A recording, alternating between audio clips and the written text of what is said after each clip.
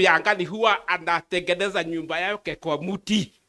Serikali yake kwanza ni nani ya kujengea nyumba? Na nimefurahi sana wakati People's Deputy President siku moja alisema kule wa Munyoro, first executive order kama zile za Trump ni kudeclare housing levy unconstitutional. Na hiyo tutamuunga mkono. Sisi Wakenya sio watulezi, tunajua kujitengenezea nyumba. Siwa kwako umetoka kwa nyumba yako ilijengwa na Kasongo. Kwa hivyo hiyo tuko pamoja. Asante sana. So hawa ni wala wa Jubilee tuko nao, tuko na Kengara kutoka Kirinyaga. Okay, asante sana. Basi viongozi kupunga tu na kusalimia watu tafadhali. Ndio mimi nimetoka Kirinyaga. Tusimame kidogo tu. Kidogo nyinyi simameni. Tusimame kidogo. Nani wamekubali leo serikali ya 2027 ni ya president atatoka hapa? Muinue mkono kama mnajua hiyo. Hakuna president mwingine 2027 serikali, na muende mwambie president ule ako Wakangara amesema, na mimi ndio patron wa Masabik wa Inoro Kenya and the diaspora, na mimi nikisema tumekuwa na mheshimiwa Mother kutoka 1982 tukapigana, na president wa kwanza kusimama ni mheshimiwa Mother, akaambia Moi enough is. Nani mwingine angefanya namna hiyo? Hata wanaume tulikuwa tutatetemeka namna hiyo, lakini Mother alisema tuthiaga tukenete tugacoka twikite atia, tuthiaga tukenete tugacoka tukenete rugendo rwito rurarirwe tugithie na tugicoka wathie Mombasa turokwo wathie Baringo turok nyumba ya mubi tore. Asanteni sana mheshimiwa Mother, tumefurahi zaidi kuita hii party NAK. Mimi nilikuwa tulianza na mheshimiwa Mother, sasa asanti PLP Unite Liberate. PLP Unite Liberate. Mimi tukiwa na mheshimiwa Mother, wewe 2027 wewe kuja pigania huko uniwachia Kirinyaga. Hiyo ni sawa sawa? Bauni bega. Asante sana. Ndoega muno. Basi viongozi wetu, ukiwa na nafasi ya kuongea, wale wageni ambao umekuja nao hawataweza kupata nafasi kwenye ukumbi, tuweze tu kusema jina na kusalimia wageni. Asante. PLP. Kwa majina yangu mimi naitwa Wanja. Watu wakiniuliza nimetoka wapi wanadhani Wanja ni wa Kirinyaga. Siko wa Kirinyaga, lakini mimi ni mrafiki wa Mother. Mimi nataka kusema kitu moja, na hii na address watu wa Kasongo. Wakati ambao sisi youth tulienda kwa street, walituambia tutoke kwa street. Tukaendelea kufanya maandamano zetu kwa internet. Juzi minister wa ICT alisema atatuzimia internet. Kwa hivyo wanataka kututoa kwa streets na watutoe kwa mtandao. Tutakubali. Wakati tulienda kwa internet tuliongea vitu mingi na tukasema kama kutakuwa na impeachment, impeach both. Hatukutaka moja atolewe, tulisema both. And moving forward, kama wanataka kututoa kwa internet, tutarudi kwa streets na mambo itachemka. Congratulations Honorable Mother Karua, you are our role model. God bless you. PLP. Asante. Okay, asante sana kwa kusikiliza wana Jubilee, tuko pamoja. Asante sana. Kwa sababu ya muda, ningeomba party leader wa Inject Party Morara Kebaso aje yazungumze na wananchi. Karibu mheshimiwa. Haya. Zakayo ashuke asishuke. Zakayo ashuke asishuke. Haya. Nikisema kitu ya uongo, mnasema uongo. Sawa sawa? Wakenya hamjambo. Mimi nataka niwaeleze. Na nataka mnisikize vizuri. Hapa vile vile tayari tumekwisha weka mpango ya 6 billion ili hawa mama mboga na hawa watu makanga na hawa vinyozi na wale wabeba beba, sasa hawa wote wataweza kukopa deni ya serikali bila interest. Sijui kama tunaelewana. Mimi nitazungumza na huyu mjumbe wenu. Hii barabara ya kutoka hapa Kiamo kama kwenda paka hapo Kianyabinge, kwenda paka Getaurio, huyu contractor alikuwa ni mkora. Sasa nitaleta contractor mwingine. Na mimi nataka niwaambie hivi, falsehoods, misconceptions and half truths will not have an opportunity in the Kenya that we seek to build. Ni kweli si kweli? Zakayo ashuke asishuke?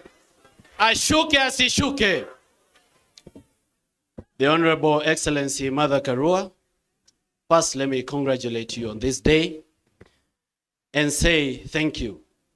I have bared the pain and brunt of this government.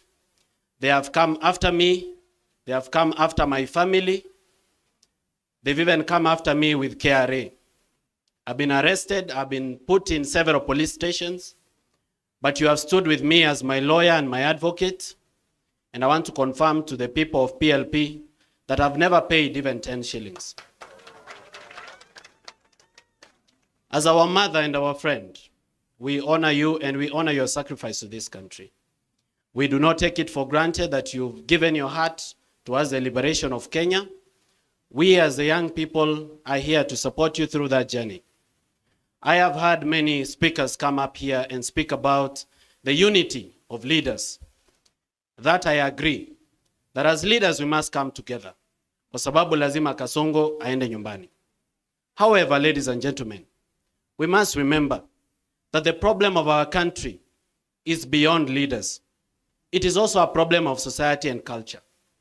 We need to think very seriously about the economic liberation of the people of Kenya, and more especially the young people, and for them to have opportunities to live, work, and grow in this country.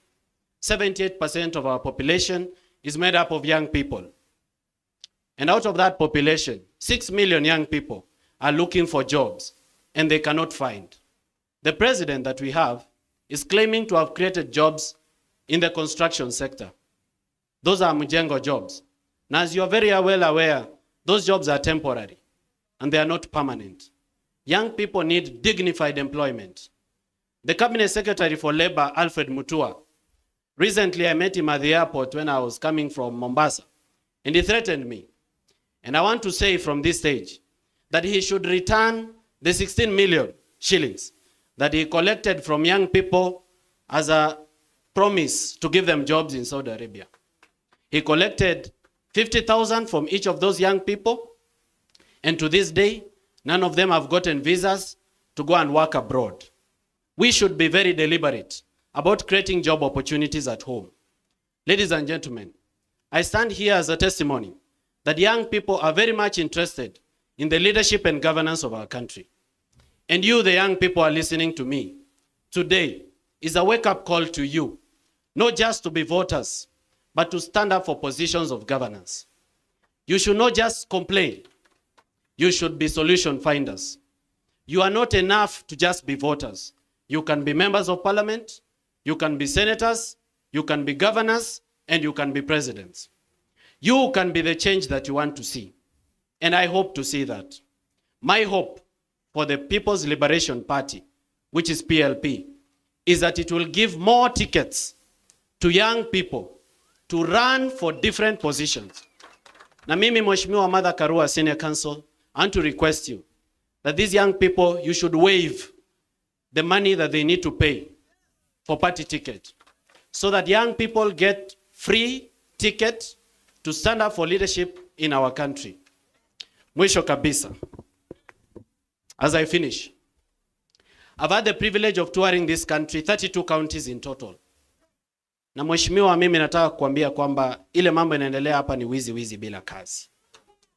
It is theft to the left, theft to the right, and theft in the center. There is nothing that is going on in our country. Out of a budget of 3.9 trillion, 70% of it goes to theft and pilferage of public funds. And if you go everywhere in this country, it is dead project after dead project. Corruption has killed our devolution. It has killed opportunities to young people. Please, if you get an opportunity, give that a thought and ensure that we end corruption in our country. Mimi nina azma ya kuwa rais wa Kenya. But that is the will of God. It is God that gives leadership. It is not me to give it to myself. If you become our president ahead of me, ile kitu peke yake naomba ni kiti ya anti-corruption. Mimi, and I want to work for free. I don't want to be paid. Nipatie tu hiyo kiti ya EACC na uzime simu. Uniwache mimi nitashughulikia hawa. Thank you and God bless you.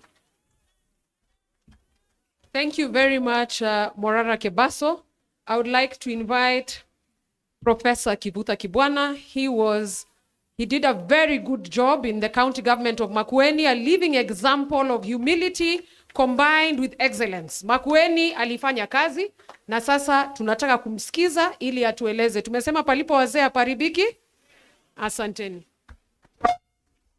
People's Liberation Party. Mimi nina furaha sana kufika hapa leo kwa sababu Martha Karua aliniuliza nije katika kuona chama cha NARC Kenya kikipata sura mpya ya PLP. Nimetoka mbali na Martha Karua kwa sababu sisi wote wawili tulikuwa shule pamoja ya kisheria. Mmoja akisimama na mwingine akikaa chini.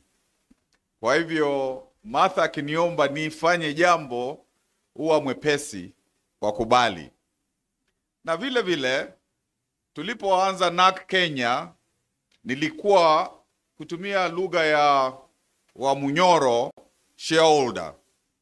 Nilikuwa founder of NARC Kenya. Kwa hivyo nikaona kwamba leo mpaka pia nifike. Alafu mimi ninapenda sana People's Liberation. Mahali kuna hayo maneno mawili huwa mimi lazima ni hudhurie. Na kwa kweli najua kwa sababu tumefanya kazi kwa muda mrefu na Martha. Nimejua kwamba Wakenya wako katika roho yake. Na akiuliza tufanye jambo, ninajua kwamba hatuwezi kupotea njia. Hapa nimeona viongozi wengi na wana talents nyingi, na nimeona kwamba kuna nia ya kuleta hizo talents pamoja. Na kwa kweli tulipoona Gen Z wakisimama ndio wakomboe Kenya, they sacrificed their lives for a purpose. So even our viongozi wako hapa na kuna wengine hawako hapa, ninajua kwamba if the young people could sacrifice their lives for Kenya, each one of you and maybe others who are not here want to be presidents, you will do a small sacrifice of sacrificing your presidential ambitions so that the country can go forward. Kwa sababu hicho kiti cha president kinaweza kukaliwa na mtu mmoja, hakiwezi kukaliwa na watu wawili. And even when one person is the president 2027 going forward, what I think is needed in this country is group leadership, so that a president is just a person who is before, the others, lakini sio yeye kila kitu jinsi tumeona. Alafu nikimalizia nataka niseme huyu Kasongo ni mgumu.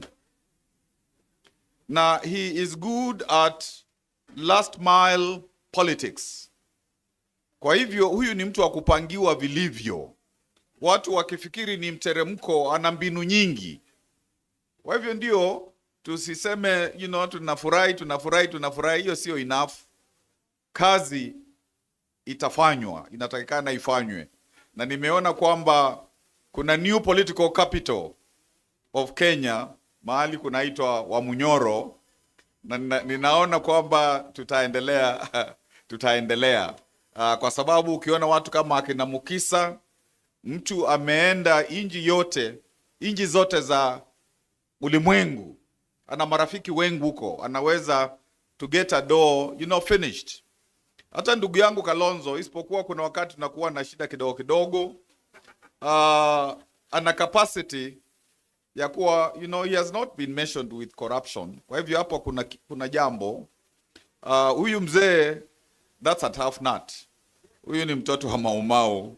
So a lot is expected from you. Na wote tunaweza kuendelea. Kwa hivyo ndio nisitumie wakati mwingi. What I really want to say is it must be a true people's liberation. Kwa sababu we don't want to replace Kasongo na Kasongo mwingine. Si ndio? We don't want to replace Kasongo na Kasongo mwingine. And the young people, we don't want them to be in party wings. We want them to be an integral part of our politics. Because you here are people to hand over power to these young people, these Gen Zs, so that tuna kizazi kipya. Kwa hivyo, nafurahi kwa sababu nimeona dalili kwa umbali ya muungano wa wazalendo, tuseme MUA. Asanteni. Asante sana His Excellency Kivutha Kibwana. Ningependa kumkaribisha Honorable Dr. Muhisa Kitui ili aweze kuzungumza nasi. Asante.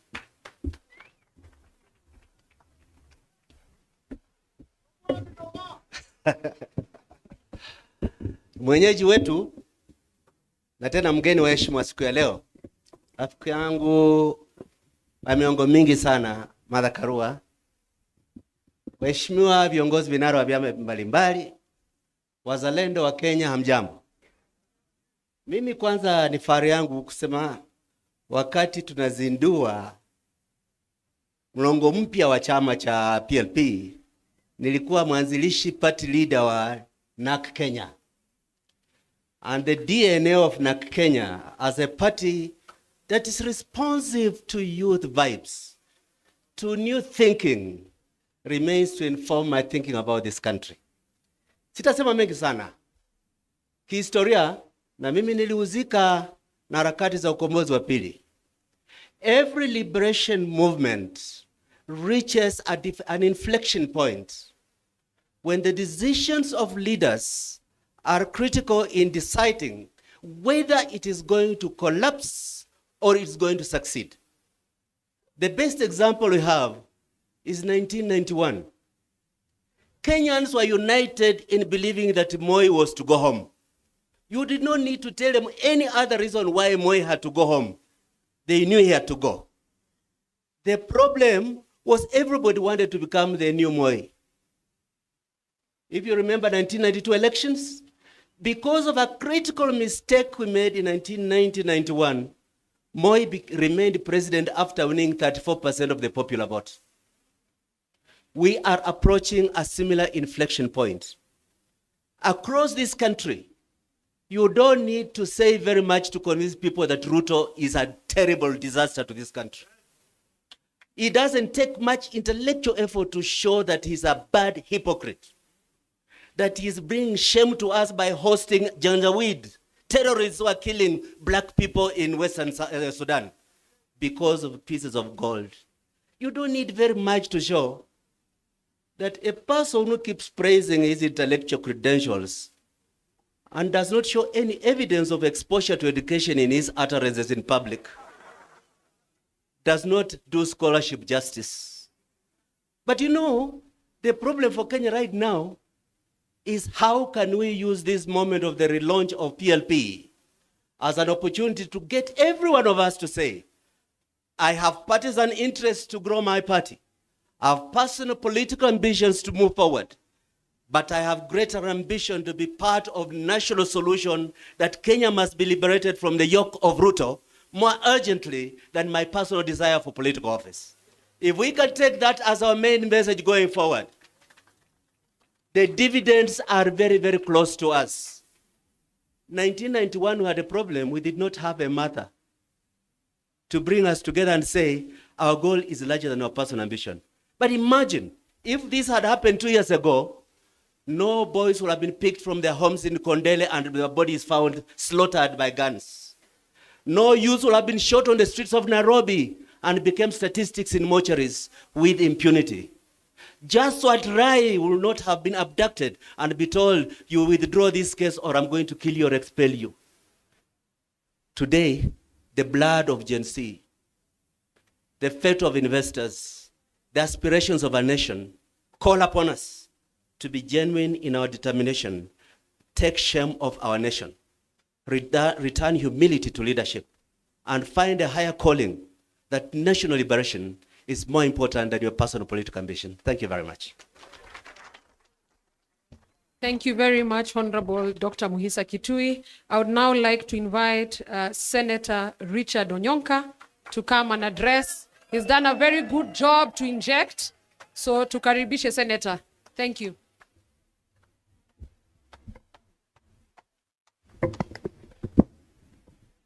Asante sana. For the guests who are here, I come here first because I was invited by Her Excellency Martha Karua, somebody that I've known for many years. And this is a wonderful idea. The branding is good. I hope the message will get to the people. I am representing a gentleman who's not here with us, and his name is Fred Matiang'i.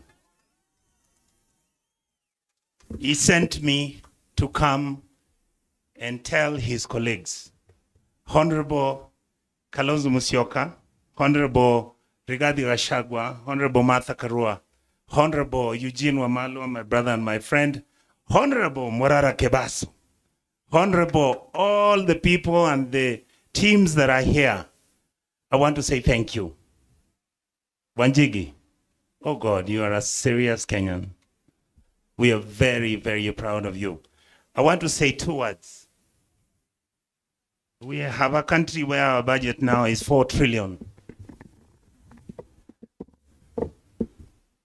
Parliament serves the executive. 90% of the members of parliament and senators have been bought. In that process, you have this 4 trillion budget, which is supposed to give our people health services. It's dead. You have the education system on its knees. Why? Because university funding money does not get to the people who are vulnerable. You have a government that is actually doing something called affordable housing, but in the universities, all our students live in the slums. Instead of the government building where these kids stay, because they pay, the government is building houses where the president and his friends are sharing the loot. How are they sharing the loot? They supply the cement. First of all, they take public land, they supply the cement, they supply chumas, they supply kokoto, they supply mchanga among the friends. They have said they were building 200,000 houses. The Auditor General says we've only done 5,000. The rest, they don't know where they are. You have a country that as we speak today, you don't know where the port of Mombasa, who owns it. Wanjigi, you don't know who owns Lamu Port. What happened to Vision 2030 and Kansas City? Billions and billions of Kenyan shillings dumped over there. Nothing has happened. Then, of course, Morara has always come out with the roads, how there is nothing, how they take the money and share it amongst themselves. Teachers are not being paid because they are examining exams from 2 years ago. And then you have our Kengen, you have Ketraco, you have Diathamo, all of these state corporations. If I ask Eugene Wamalwa today, Your Excellency, do you know now who the ownership, the partnership of these government institutions are? Would you tell me? Absolutely not. All our universities land, whether it is the University of Nairobi, whether it's Kenyatta,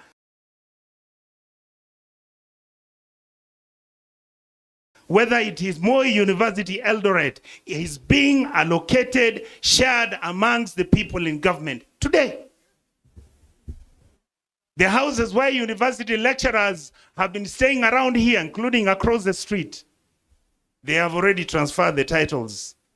And I'm informed that some of those are being given to commercial banks so that they can borrow money against them, so that if the government comes later to claim for those properties, they'll find that they're already on second or third encumbrance.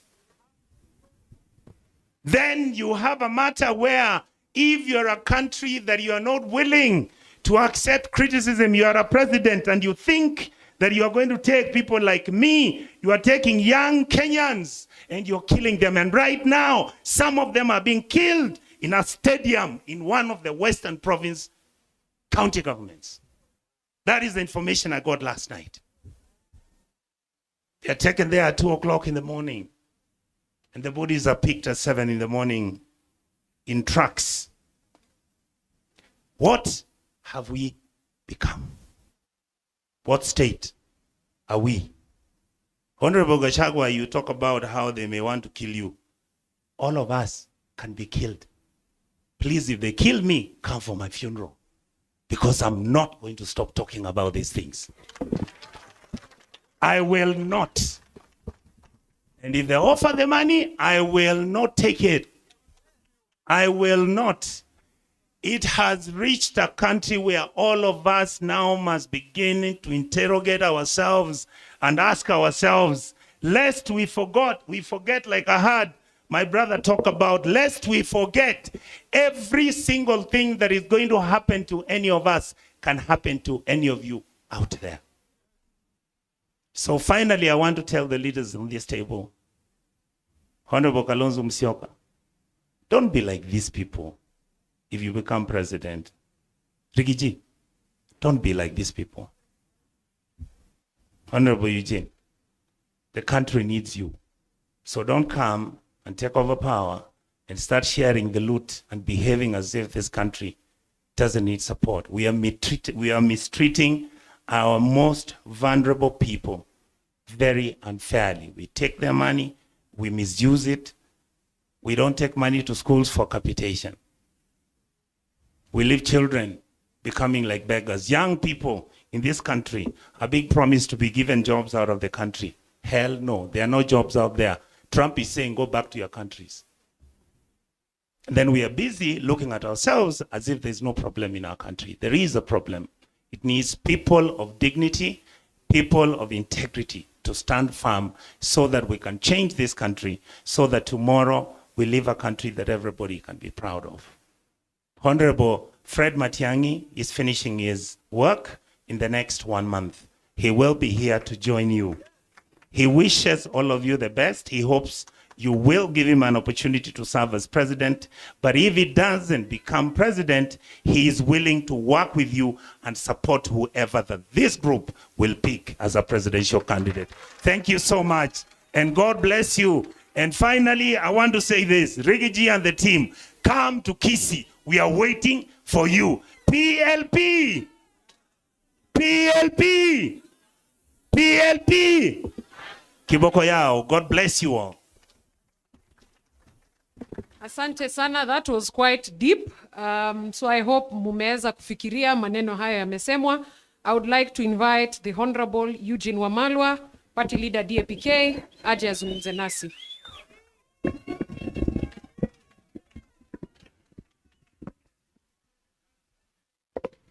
Check it out. Thank you. Yeah, that's okay.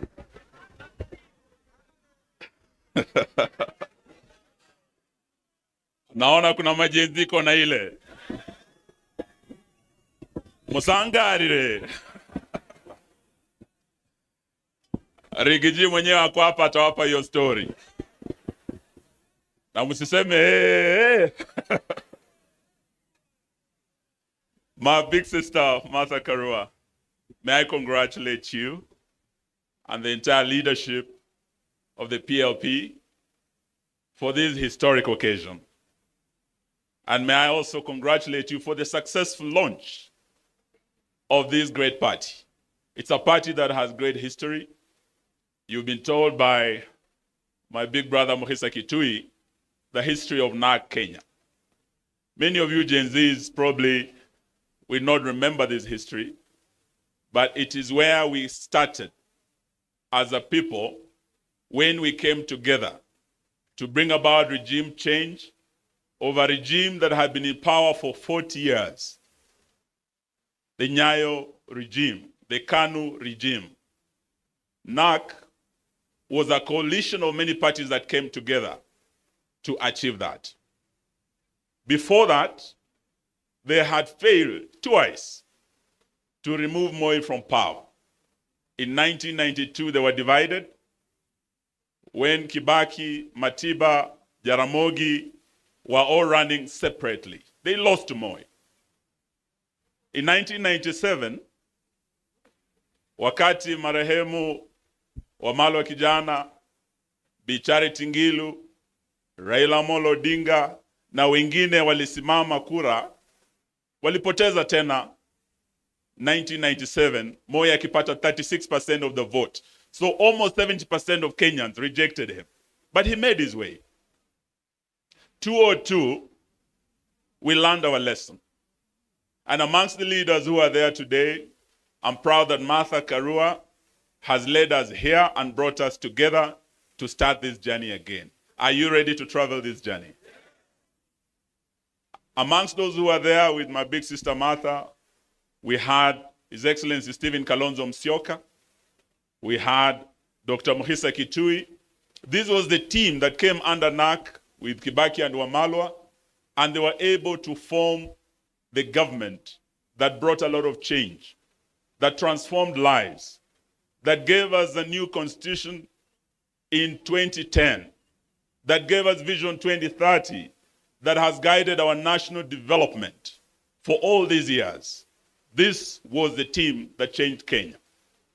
So when Martha Karua invited us here today and gave us two words, unite and PLP, unite. Those are two very critical issues I want you to remember today, because it's as a result of that unity that change was achieved in Kenya. Without unity, we will not be able to succeed. And wanasema ukarimu huanzia nyumbani, vile vile umoja huanzia wapi? Nyumbani. So Martha Karua has not just told us empty words. Leo tukiwa hapa, she has led by example. Yeye amekaa na ndugu yake Rigiji. Hawa wawili were rivals in the last election. Hawa walikuwa running mates. Moja wa Kasongo, mwingine wa baba. Leo wamesema wanakuja pamoja, mmoja akiwa baba wa mlima, mwingine akiwa mama wa.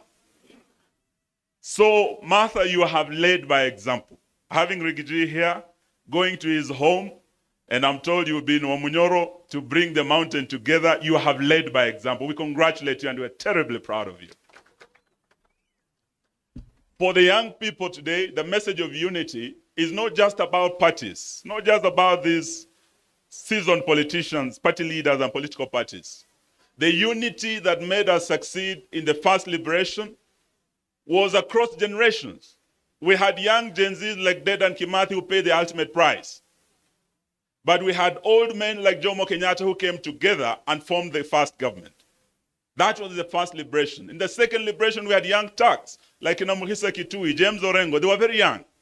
But they were able to come together with seasoned old guards like Jaramogi, Masinde Muliro. That is how we were able to remove Moi from power. Today, as we talk about unity, we want unity of not just political leaders. We want unity of all leaders, young and old. And today we invite you, the Gen Zs, because you are the game changers in the journey ahead of us. Musiseme hamutaki kufanya na hawa wazee. Hamutaki wanasiasa. Ya kwamba you are leaderless, you are fearless. Today we want to tell you, kidole kimoja hakiwi chawa. Our unity, the seasoned politicians, the Gen Zs, the millennials, civil society, the church will make sure that we send William Ruto back home to Sugoi. Are you ready to unite with us? Sisi tuko tayari. Mwisho, there is the issue of liberty. To liberate, Martin Luther King once said, freedom or liberty is never given by the oppressor. It must be demanded by the oppressed. So when we are talking about liberty, about liberating our country, we must know that William Ruto will not hand over power, will not give us time to liberate this country. We must demand and make him go home to Sugoi. So that is why we're here today. And we start by saying that as leaders, what I see here is a team that is capable of leading this country. Martha Karua is eminently qualified to be the 6th President of the Republic of Kenya. Stephen Kalonzo is qualified to be the 6th. Gachagua is qualified. Wamalwa, hata huyu Morara, he's qualified. Hata Gen Z pia, you are qualified to lead this country. Lakini leo nataka niwaambie ya kwamba sisi sote hatuwezi tukaongoza mara moja. At different times we may lead, but there'll only be one president at a time. Leo nataka niseme kama Eugene Wamalwa, if I'm honored to be that flag bearer, I will not let you down. But if I'm not honored to take that position, and the first amongst equals amongst us takes that position as our flag bearer, mimi Eugene Wamalwa nitakuwa wa kwanza kumunga mkono kwa dhati tutoe Kasongo. Now that is the position as DAP Kenya. We have said we are ready to unite to liberate our country. And to do so, we must be prepared to bear any burden, to make any sacrifice, to support any friend, and to oppose any foe, including our former allies who are leaving the side of the people and joining Kasongo. We will be ready to meet them. Omundo Humundu. Are you ready? Are you ready? So today, that is the position we want to say.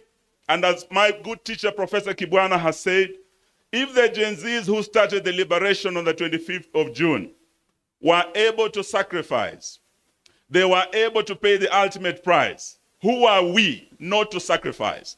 Even if it means that sacrifice will be of our ambitions to be president, even if that sacrifice would be to make way for others. Today we want to say that we are ready for that. So staki niseme mengi, nataka niseme ya kwamba liberation. Why are we saying we want to liberate our country? Because our country has broken down. We have a broken government. Today is the 9th day clinicians are on strike. Today, doctors are starting their strike. We were with head teachers yesterday. Capitation is not coming to our schools. Walimu wanalia, wanafunzi wa university wanalia help. Na najua makomrade mko hapa. Magavana wanalia sababu devolution as we speak. Ile disbursement ya devolution haikuji on time, and William Ruto is an existential threat to our devolution program. So we must liberate our country from the existential threat to democracy, ambayo anataka kuwa multi-party democracy. Existential threat to devolution, ambayo anataka kuwa devolution. So that is why we are here today, to unite, to work together as one team, to ensure that on the 10th of August, 2027, Kasongo asonge aende wapi? Atoke State House asonge wapi? No. Sahau ile Medu alisema asonge from State House asonge wapi? Naivasha. Kutoka Naivasha asonge wapi? Kutoka Nakuru asonge wapi? Kutoka Eldoret asonge wapi? Aende asiende. Kasongo asonge asisonge. Asante, Mungu awabariki. Thank you very much, Honorable Eugene. I'd like now to invite the party leader, Safina Party, Honorable Jimmy Wanjigi.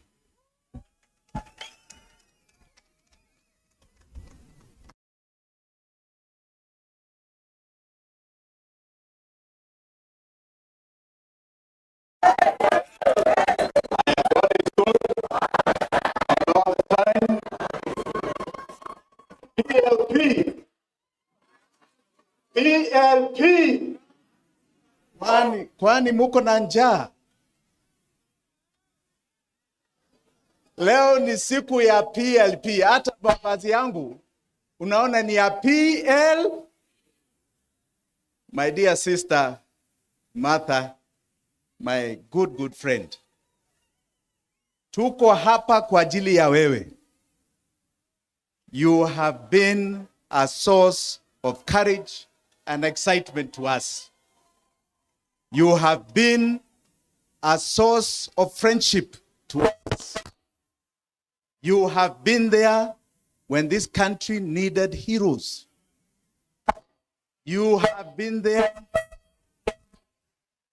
when we needed champions. And Martha, we are here with you.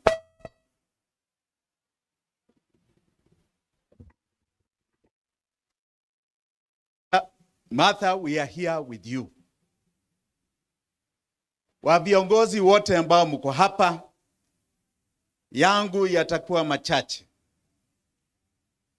We are here to celebrate the branding of a party called NAK Kenya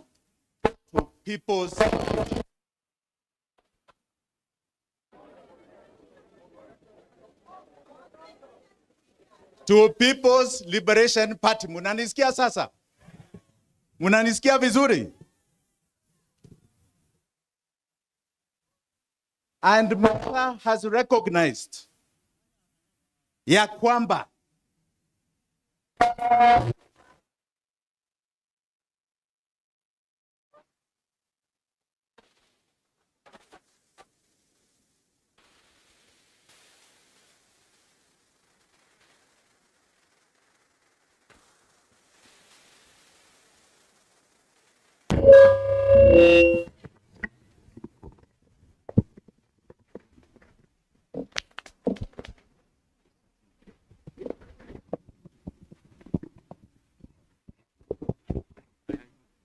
inaonekana Kasongo anainterfere hapa. Kasongo aende asiende? Aende asiende? Ruto must surely go. Na aende kabisa kabisa kabisa. Martha, you have recognized ya kwamba you have been a hero of the second liberation. Na wakati huo, I heard somebody say here, history does not matter. It matters. Hata ile history ya yule poet, sijui Wakabete. It matters where we have come from. The history of Hadwamalwa talk about is very important history. Tumetoka mbali. And Martha has been part of that struggle. Has been in the forefront of that struggle. Na hata yeye amerecognize ya kwamba we are here at a different liberation. The first liberation was our independence. The second liberation has been about our democracy, political democracy. Na hii ya tatu ni ya economic. And this economic liberation, musidanganywa na mtu, it is going to be as hard as the political revolution that led our forefathers into Mau Mau. There shall be sacrifices of our lives because this economic template ililetwa hapa na watu ambao wanaitwa wabeberu. It was brought here 100 years ago and it has been cemented. We have changed from white to black leaders, but none of us are prospering. Just the few are prospering. Economically ni wachache tu. So we must understand what this liberation is about. Our unity si ya kusema tu ati tunatoa Ruto. At America, if I'm going to give my 2 cents, America, the Democrats were united around one thing. We are united to remove Trump, to make sure Trump does not come. We hate Trump. Walishindwa ama hawakushindwa? Walishindwa ama hawakushindwa? We must unite on defining for Kenyans what happens when Ruto is not there. After Ruto, what is this country going to be? Itakuwa namna gani? Senator mashuhuri wanaonyonka. One thing I like about you, and I must say I like about Mheshimiwa Mbui, is that you have understood numbers. You have understood numbers and facts your numbers. Ruto today is known as Zakayo kwa ajili ya tax. Si ushuru ndio kazi yake?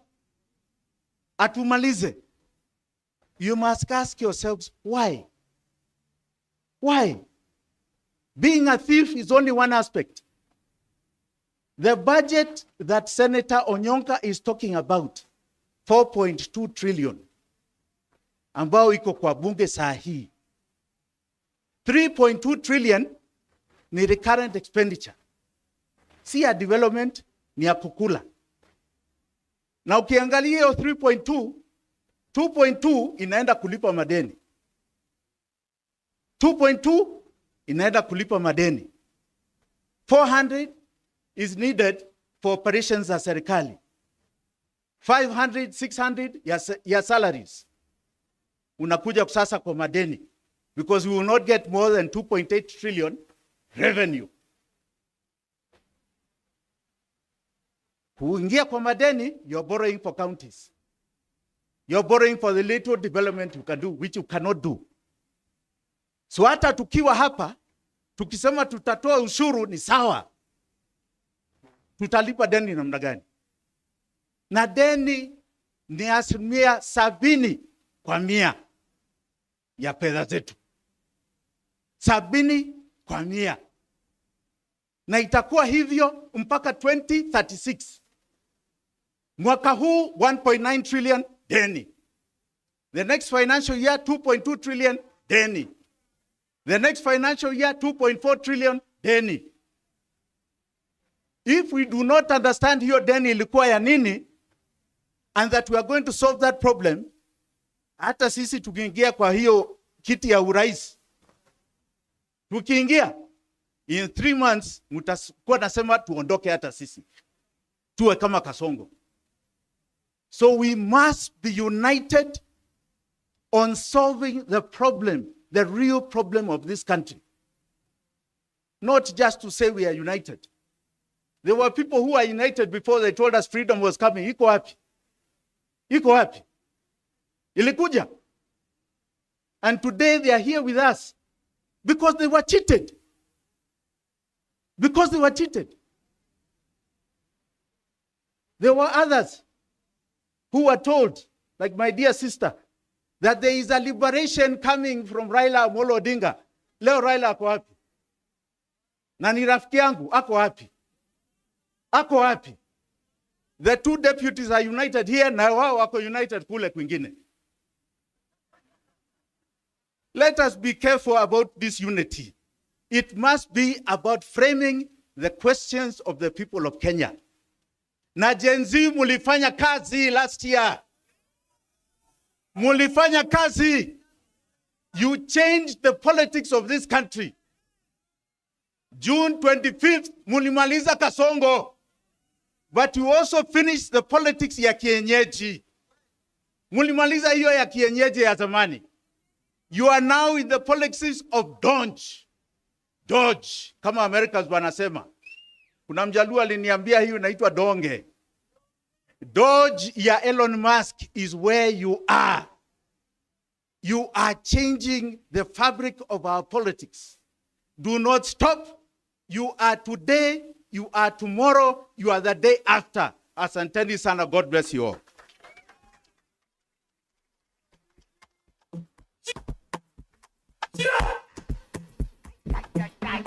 Thank you, sir. Thank you, Mheshimiwa. We have all heard the wise counsel from our leaders. And of course, that is to say they have heard our messages, because remember, we had a rider. Tulikuwa na mazungumzo hapo awali na tukasema kwamba paka tueleze viongozi wetu vile ambavyo tunataka. Na kwa jinsi ambavyo mmepata kuwasikiza, sinaona kweli wanaelewa kitu ambacho wananchi wanataka. Si ndio? Sawa sawa basi. Ladies and gentlemen, your excellencies, kindly, I wish to request with the utmost humility to introduce more leaders who have also joined us here today. May I please recognize Mheshimiwa Wakili Edward Mureu. This is the member of Gatanga constituency. He's the founder member of UDA and currently the secretary Legal Affairs of UDA. He's a NEC member there. Karibu sana mheshimiwa. Mheshimiwa. PLP. Unite, liberate. We are united. Kila mtu amefika hapa kweli. I also wish to recognize Mheshimiwa Jessica Mbalu. Mheshimiwa Jessica Mbalu is a member of the Wiper Party. She's a dear friend to Her Excellency, our party leader, PLP party, and she's from Kibwezi East constituency. May I also recognize Dr. Peter Mbae. Dr. Peter Mbae is the former head of the Government Delivery Services. Asante sana, Dr. Peter Mbae. And I would also like to recognize a few more members who have also just arrived.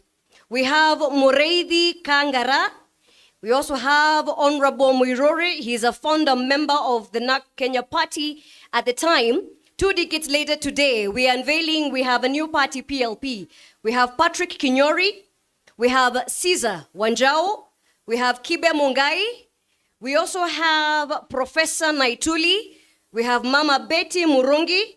We have Honorable John Gituku, the elected MCA of Maela Ward from Naivasha. Asanteni sana. We continue appreciating you creating time and truly speaking in a singular voice, because the language from today going forward is uniting and liberating. Unajua wakati tukianza tulikuwa tumeshashika ile speed.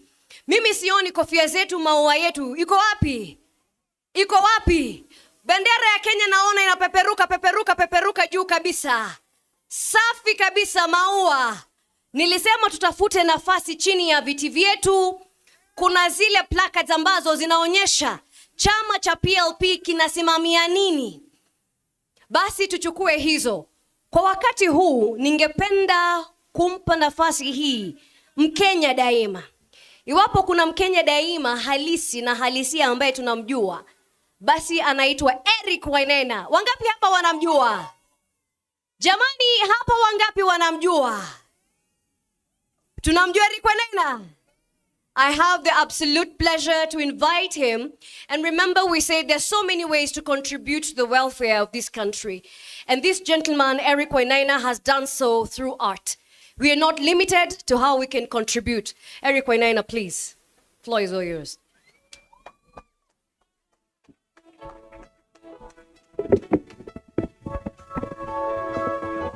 DJ, just hang on for that for a second. Honorable Martha Karua, thank you so much for inviting us here today. Thank you, all protocols observed. Let me tell you the Kenya that I want. I would like a Kenya where elected officials and civil servants are not allowed to profit or to own private enterprises. I would like a Kenya where elected officials and civil servants show up at the office and they know that they're there solely for the benefit of the Kenyan. They get a salary, which is enough. They get a pension, they get health care, they get education for their children. But everything else they do, they know is for the Kenyan. Na gari pia maximum. Gari ambayo wanaendesha Suzuki Alto Maximum. Na wanajipeleka wao wenyewe. Na wanajifungulia mlango kwani mkono umevunjika.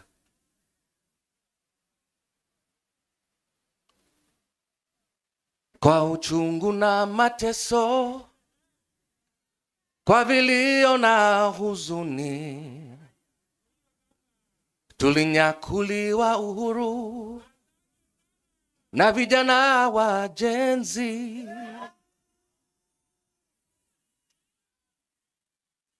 Hawakustushwa na risasi au kufungwa gerezani.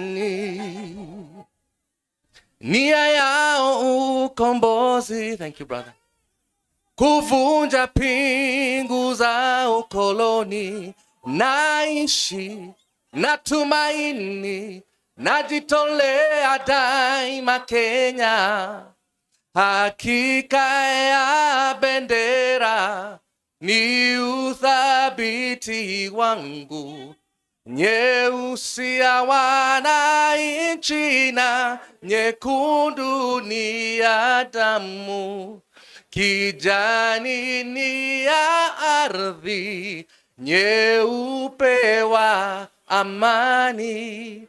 Daima mimi ni Mkenya, mwananchi mzalendo. God bless you all. Thank you.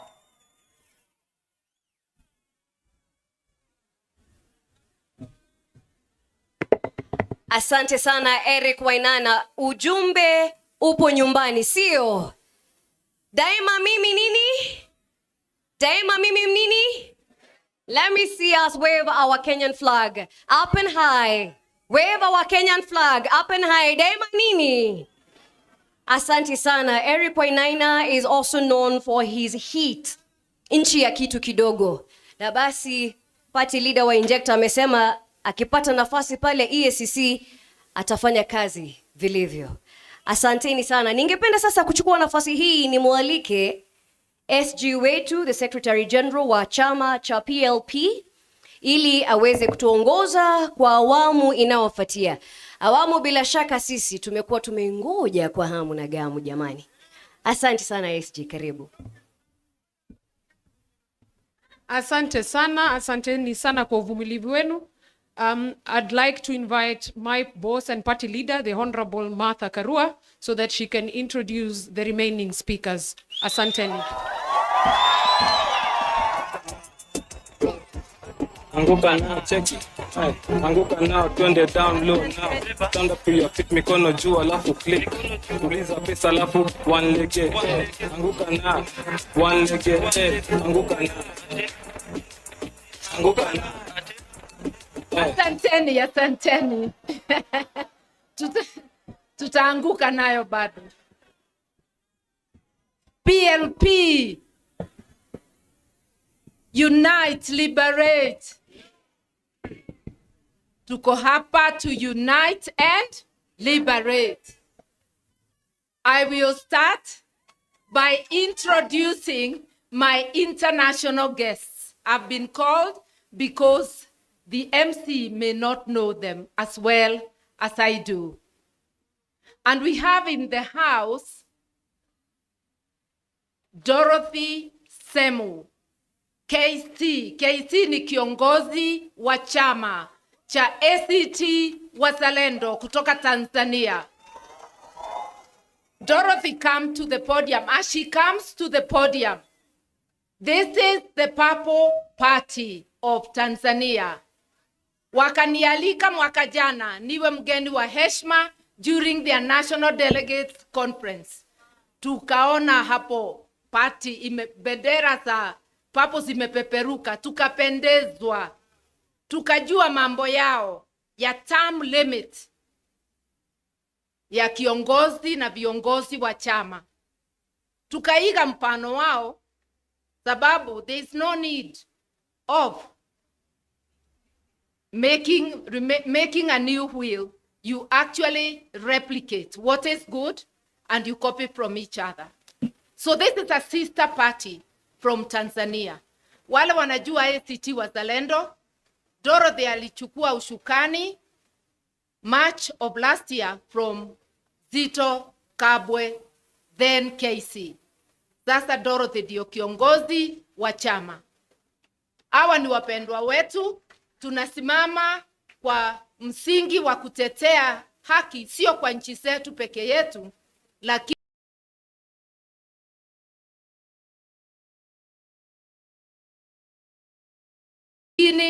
kwa Afrika Mashariki na jumuiya ya Afrika yote.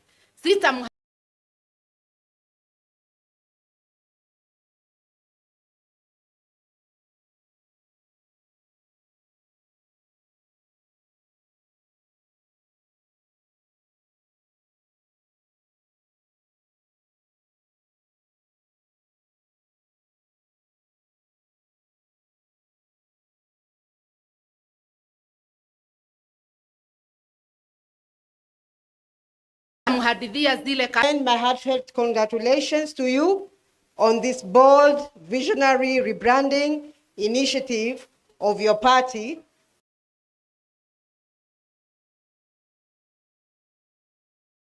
From the National Red Bull Coalition Party to the People's Liberation Party.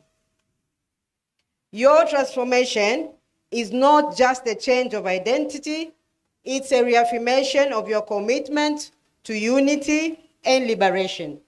Values that are deeply with us, Pan-African progressives, in the time where democracy is under threat and authoritarian tendencies are on the rise across the region. Your decision to strengthen your vision and adapt the demands of the people is both timely and commendable.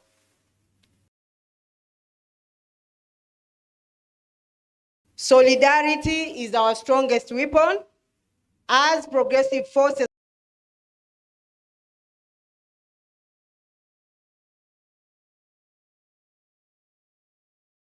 across Africa, we must remain steadfast in our pursuit of inclusive governance, social justice, and economic liberation.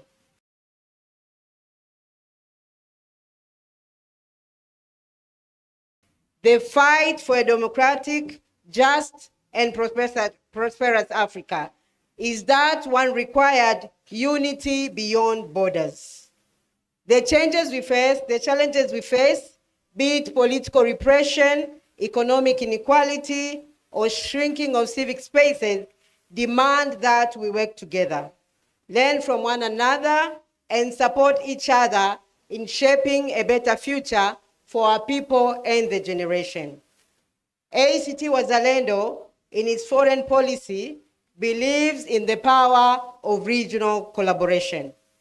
Your journey here in Kenya reflects our shared aspiration for a free and democratic Africa, one where political parties are truly people-driven, progressive, and transformative. That is why I stand here before you today, not just as a guest, but as a comrade in this great struggle. As you unveil this new identity, let it serve as a beacon of hope and determination for the Kenyan people and the wider region. Let it signal a renewed commitment to the ideals that unite us, the ideals of democracy, justice, and freedom. We in ACT Wazalendo stand with you, we celebrate with you, and we pledge to continue working alongside you as we build a Pan-African movement that champions the rights and aspirations of all our people. Congratulations once again on this historic moment. May this be the beginning of a stronger, more impactful journey. PLP, unite, liberate. Viva solidarity, viva democracy. Asanteni sana.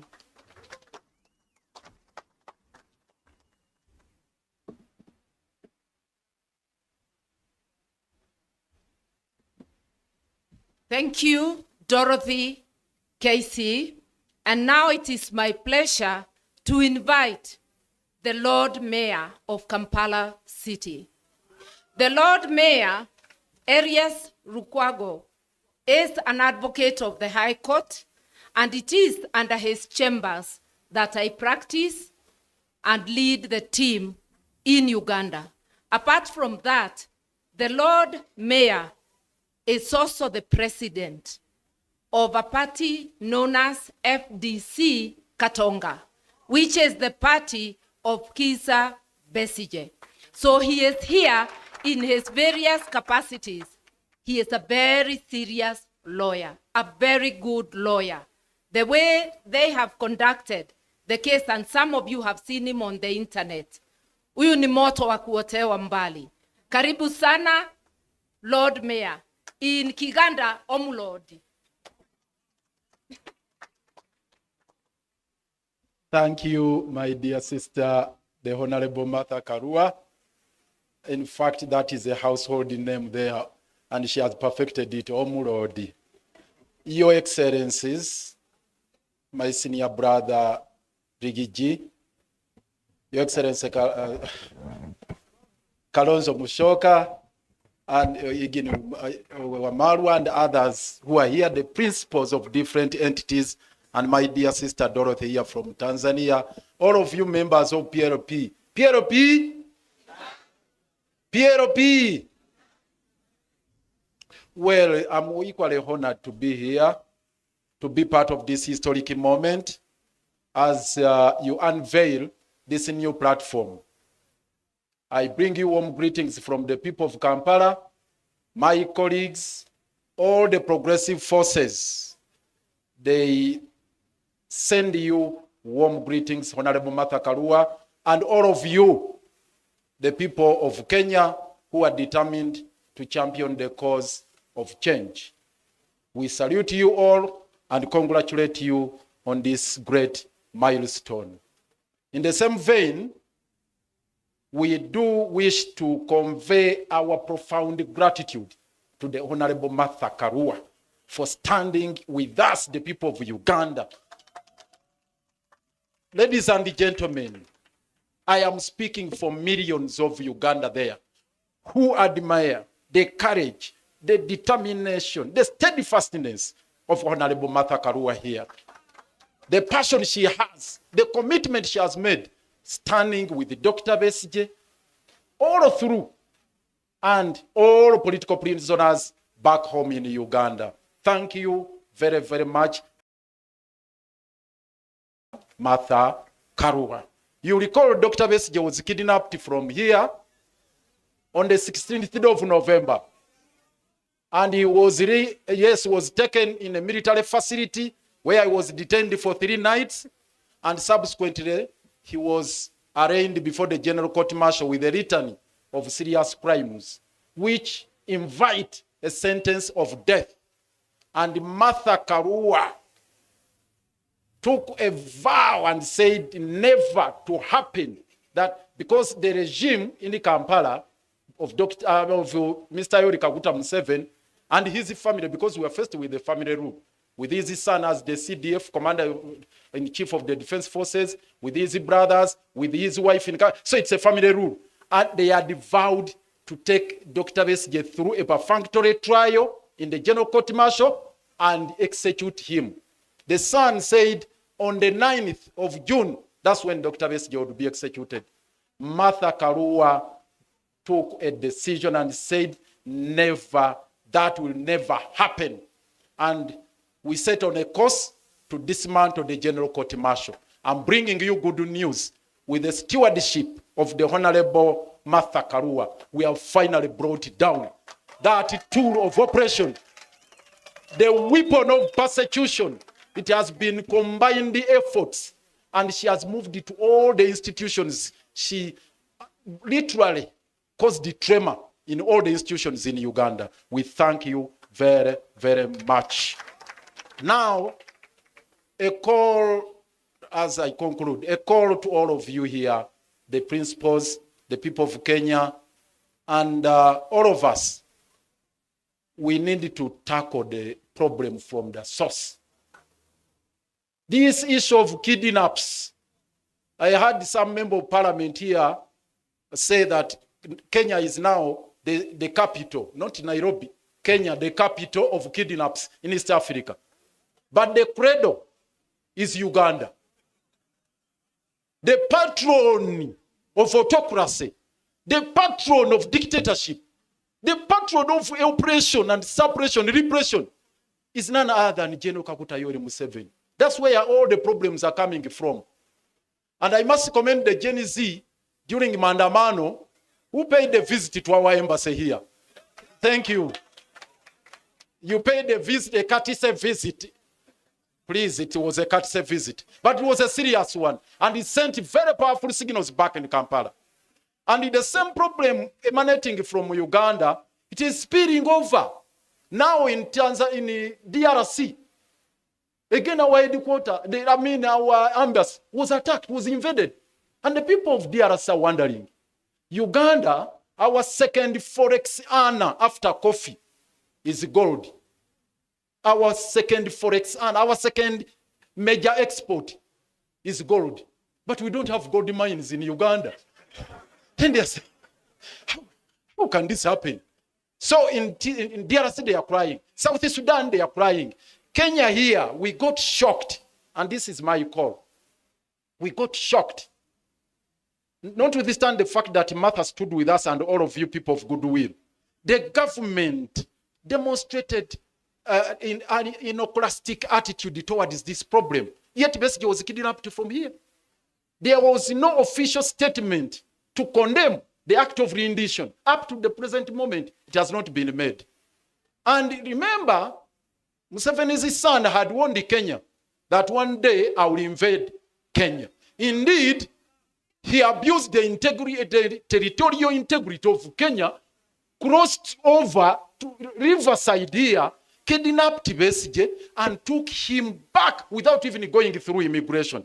And the government of Kenya has not defended its territorial integrity, not taking Uganda to ICC or the other international fora, and that is a matter which is really baffling us back home. So we invite you that we continue with the solidarity, we fight the transnational or cross-border abductions and all these other forms of transgressions as a people united under Jumuiya. We espouse those values under the treaty. They are talking about a treaty to exchange what they call political dissidents, but political prisoners, that there is an agreement between Kenya and Uganda. Martha has put them to task and ourselves to explain and put it on table. Up to now, they have not laid it on table. We ask the government of Kenya, I'm glad the MPs are here, the senators are here. Why don't you demand for that treaty to be put on table? That you have an agreement between Kenya and Uganda to exchange political prisoners. That has taken us by surprise because there is a treaty which provides for the mechanism and the procedure. We have extradition laws which are being abused. So all these are serious matters we need to pursue jointly and in a concerted manner, local here in Kenya, in Uganda, East Africa level, at a continental level and international level. Finally, Martha has mobilized quite a number of lawyers from all over Africa who are storming Uganda to fight for justice, to fight for equity, to fight for fairness. Thank you very much. The very last one, there is a senator here who attempted to sing a liberation song from Uganda. Allow me just to grace this historic moment with this song. We shall overcome. We shall overcome. We shall overcome someday. Deep in my heart, I do believe we shall overcome someday. This one, the very final one. Never surrender. Before I come to never surrender, the very final one now. The name Kasonga is featured prominently here. And I felt so much.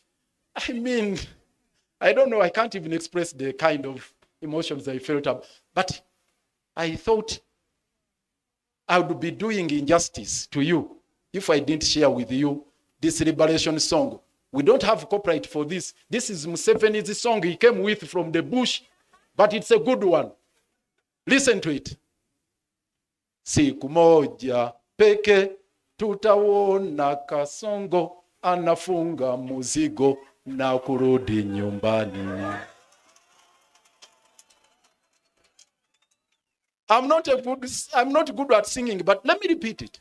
Siku moja peke tutaona Kasongo anafunga muzigo na kurudi nyumbani.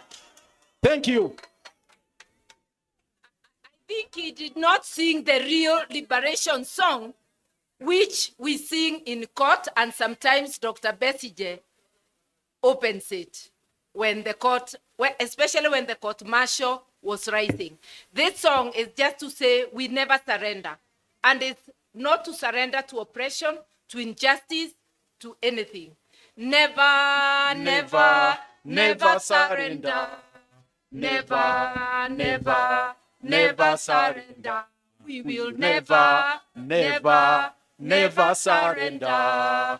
Never, never, never surrender. We must never surrender to injustice. Asante sana Omulodi. And now, since I was made the MC to invite my international guests, I'll go ahead and invite the 2 remaining guests, one of whom is my twin political brother, politically speaking. It's none other than my friend, His Excellency Kalonzo wa Musyoka. Anguka now, check it. Anguka now, turn it down low now. Stand up with your feet, mikono juu alafu click. Tuliza pesa alafu one leg. Anguka now, one leg.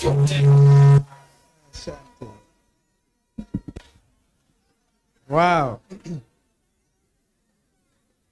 Wow, wow. What a day. What an event. Kumbe hata Museveni anajua Ruto ni kasongo. Our sister mother. Tafadhali.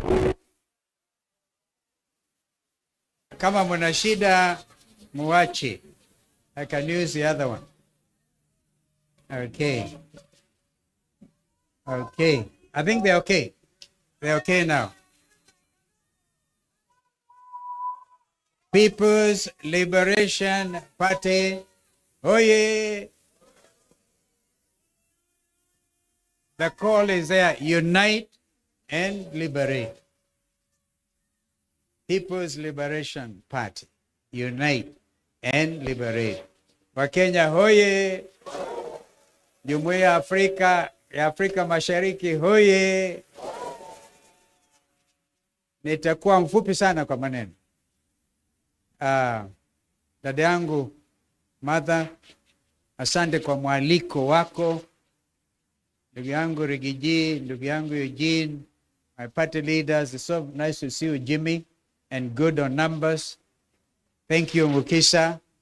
This is a citizen of the world who lives in Kenya. And my brother, Professor Kibwana, you've taught many. Thank you, Senator, for representing our brother who is away. And thank you, because you will not die in the name of Jesus Christ of Nazareth. You will not die. Therefore, you will continue to speak with the authority we have heard you speak today. Kwa niaba wenzangu wana Wiper, dada yangu Martha, mimi nataka nikuhakikishie siku wa Tamarin jana. Alisema Tamarin is supposed to issue a statement in Tamarin Hotel Mombasa. Therefore, ignore the disinformation, the panic. And today, those on the other side have reason to know that this is the beginning of a new day. Tafadhalini, tafadhalini, tafadhalini. Because it has I'll shift to the other one. I'll shift to the other one. Okay, if it happens again, Kelly, please. We are going to unite under an idea and an agenda, as our brother Jimmy has indicated. It cannot just be unity for the sake of removing an individual because of misrule. I want to assure the Lord Mayor that listening to you, and that this country is now the country of renditions, forced abductions. These people will make sure nobody abducts you from Nairobi today. It will not happen. And we, thank you. Thank you. Therefore, thank you. Asanteni. It is not going to be business as usual from today. The country is united against one person who pretends he's busy organizing and uniting Kenyans. We remind him that Kenya is united against one William Samoei Arap Ruto. And it is evident today, absolutely evident. By the way, Mother, I heard it said that if you want to make a statement, then wear purple. The statement is made not just by the new National People's Liberation Party, but Kenyans. And we are going to do the necessary important things after today. It cannot be we meet here, celebrate the rebranding of NAC Kenya. And we all started from NAC, as Professor Kibwana reminded you, when we said Kibaki Tosha in 2002. Our sister Jane Kiara, I hope you're still in the house, is going to be bigger than 2002. It will be. Because Kenyans have every reason to rise up and say no to misrule, to injustice of the type we have never seen before. Mukisha, do you know that blood gold from Darfur is cleaned in Kenya and exported to the Arab world as originating from Kenya? So our friends in Uganda, you're not alone. And we will not allow it. As of yesterday, a lot of security at the international airport, which we have managed to reclaim from Kasongo, and they are making sure that heavy security to export Sudanese gold under the rules of origin, name it Kenyan gold, when we are not producing gold. And this is inviting grave danger to us. The other generals in Sudan have vowed action. We will not allow it. We are going to be an action-oriented unity movement. And our sister mother, thank you. Thank you for starting. When I saw you go to Rigiji, I was wondering now, sasa wanaongea juu ya mlima na wanafanya nini? Kumbe it's deeper. And you even come up with a complete theme of unity, unite and liberate. We are going to escalate, by God's grace, escalate that theme. Na tutalala. I therefore want to say that from today, the country has seen unity. It cannot be the same. Our members of parliament, you stood here and held hands in solidarity. We urge you now to go to every village, go to every marketplace, and tell Kenyans the new dawn is already here. Our young brother Morara, we thank you for what you have done. You know, William Ruto gave me some names, and one of which was Mutu ya Katikati. I think I want to baptize him properly today. Alisema kule akiwa Western Kenya mambo ni matatu. Tutampa majina matatu, mawili amekubali. Jina la kwanza alikubali Zakayo. Jensi walikata mti, Zakayo akashuka. Akakubali hilo jina alipokuwa Kisii. Akakubali jina la pili Kasongo. Even sang, dance to the tune ya hiyo Kasongo. Jina la tatu sasa akubali kwamba yeye sasa ni Kaongo. Mambo matatu. Uongo mtupu. But we don't want to dwell on that at all. I want to make a very serious proposal. In order to honor the young Kenyans who died, a lot of them on the 25th of June, which I call J25. June 25, if it meets with the approval of the young Kenyans, the Gen Zs, we will, Mother and our colleagues here, declare, because that is the true liberation day for purposes of fighting injustice and saying no to abductions and saying no to stealing of our resources and saying no to impoverishing our people. We will declare June 25th a public holiday. That is a proposal. And I I can't wait to see, because you cannot wish that away. Our young people are still angry, but they have become the inspiration to the world. University students in Bangladesh took it up and threw out Sheikh Hasina. She had to flee to India. I had occasion to address a master's class in Uppsala University in Sweden, and they wanted to know, what is this miracle that has happened in Kenya about young Kenyans saying, we want our country back. Therefore, that inspiration continues even in Uganda, even everywhere in Tanzania. And the leadership of East Africa should not take offense. If anything, they should take the cue. Some of us believe intensely in the need to integrate East African region.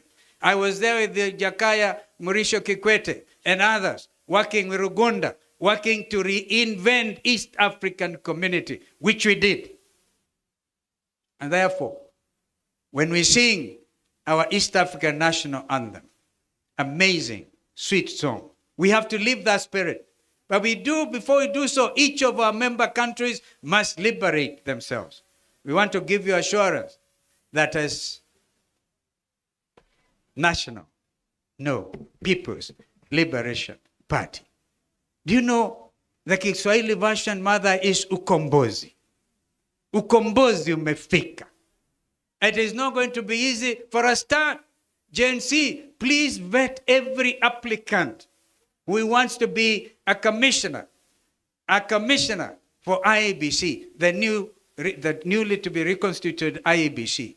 Because already those in authority up there give some unilateral budget, 61 billion. Wamezitoa wapi hizo? Vijana lazima tuangazie mambo haya, tuulize, where are you getting, by the way, under whose authority are you making this announcement? There's something there. We have to make sure the new IEBC will be above board, because that will be the team to lead ukombozi wa kidemokrasia. While we believe as our new movement, well, Kasongo wants to revert the country to single party, we are saying the fidelity of multi-party democracy and our Constitution 2010. Therefore, you can see the numbers are going to grow. And we are going to make every Kenyan feel liberated, every Kenyan feel empowered. Our young people certainly taking leadership, and Sisi being there to mentor them. I felt I needed to say that. And mother, congratulations, my twin political sister. She is fearless. And thank you for standing so strong. And we will continue to walk this journey with you. We shall be selfless as usual. We will move. And now, the new brother in the kid in the block, Wamunyoro. I also come from Sekuru, Ntawalika huko. Sekuru huko, watu wa Mrima. I think everybody now can feel. And any member of parliament who has been state captured, including our judiciary, and we are saying no. Thank you, Rigiji, for standing so strong on the need to have an independent judiciary. Mungu abariki, long live NAK Kenya, now People's Liberation Party. Unite, unite.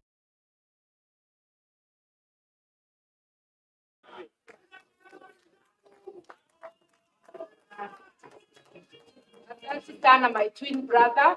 And now, before I make my speech, let me invite another brother of mine. And before I invite him, those who are asking, how are you standing with Rigiji? Kwani Rigiji alikuwa amenifanyia nini? Kwani ni shamba tulikuwa tunang'ang'ania? Maneno machache hapa na pale.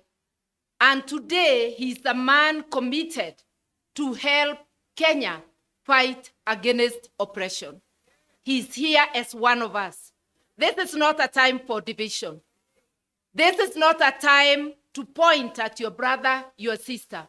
Anybody who is on the side of liberation is an ally.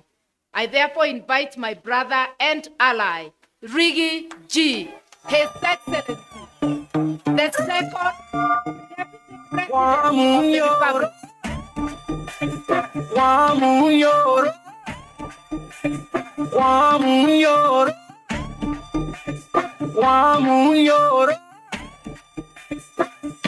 The truthful man express moto manyoma express anapenda wasi express wa munyoro. Thank you. Thank you. Asante.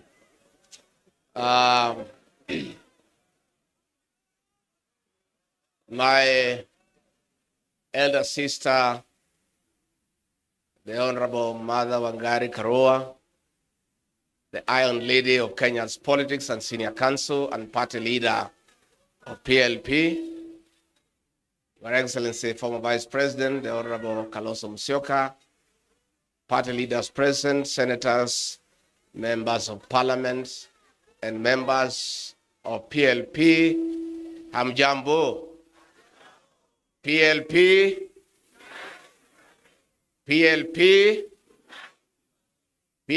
hoi. Asanteni sana. Mine will be very brief. I just say 2-3 things. Then I invite our chief guest to come and make her keynote address. Mine is to express my joy to my sister and the party for having invited me for this very colorful occasion. And my sister mother and the party, I want to say pongezi. PLP is an idea whose time has come. And the slogan of unite and liberate is what just this country needs. We need to liberate this country, and that cannot be achieved unless we unite as a people. So I want to join PLP and its leadership, and indeed the people of Kenya, to say that we have a task ahead of us to liberate this great republic, and that can only happen if we are united in purpose. And I want to thank the leaders here for their commitment that all of us will be selfless and will do whatever it takes and sacrifice for this country, because we owe it to the people of Kenya. Mimi ni mtu ya kusikiza ground, na nimesikiza across the country. And Kenyans are telling us, our leaders, please come up with a formula to send Kasongo home one way. So we as leaders cannot fail the people of Kenya. And I think I agree with what has been said here. Let us continue strengthening our parties, mobilizing our support, and the right time we'll sit down and come up with a formula to craft a lineup of leadership that will liberate this country and restore the dignity of the Kenyan people. We have a responsibility to unite and liberate the payslip, dignify the payslip. The middle class, who are the payslip holders, are in anguish. They have been impoverished. Their purchasing power has been eroded, and that is why there is no money in circulation in the country. In a record 2 years, William Ruto has destroyed the Kenyan health system. In a record 2 years, he has destroyed the education system. In a record 2 years, the cost of living is unbearable. In a record 2 years, nothing is working. And the 2 years has been nothing but a package of lies and lies and lies. Nimesikia Jane Kihara akilia hapa mpaka anasahau tuko national function, anaongea Kikuyu ni vile amechanganyikiwa, akishangaa vile zote tulidanganywa.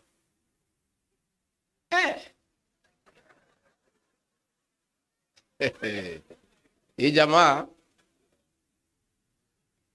tangu nizaliwe mimi Rigiji, mtoto ya Maumau, sijaona mtu muongo kama hiyo ile mtu. Huyu mtu anakudanganya na amekuangalia. So many people have tried to blame me kutoka nyumbani. Wewe ulituletea huyu mtu ukasema ni mzuri, unamjua, atatuweka pesa mfukoni, instead ile kidogo ilikuwa kwa mfuko amefanya nini? Sasa watu wananiingilia, wananipigia kelele, lakini mimi najitetea. Mimi nasema sasa, mimi ni mtu ya kawaida tu. I'm just an ordinary Kenyan. Mtu tu alizaliwa pale wa Munyoro, amesoma hapo, ni mtu hana mpango yote, sijasoma sana, sina PhD, sina master, sina nini, mtu tu ya kawaida. Lakini kama huyu mtu anaweza danganya mabishop ambaye wamemwagiliwa mafuta na mareverend na mapasta, Rigathi Gachagua ni nani? You know, the politics of deceit and conmanship is what we are struggling with.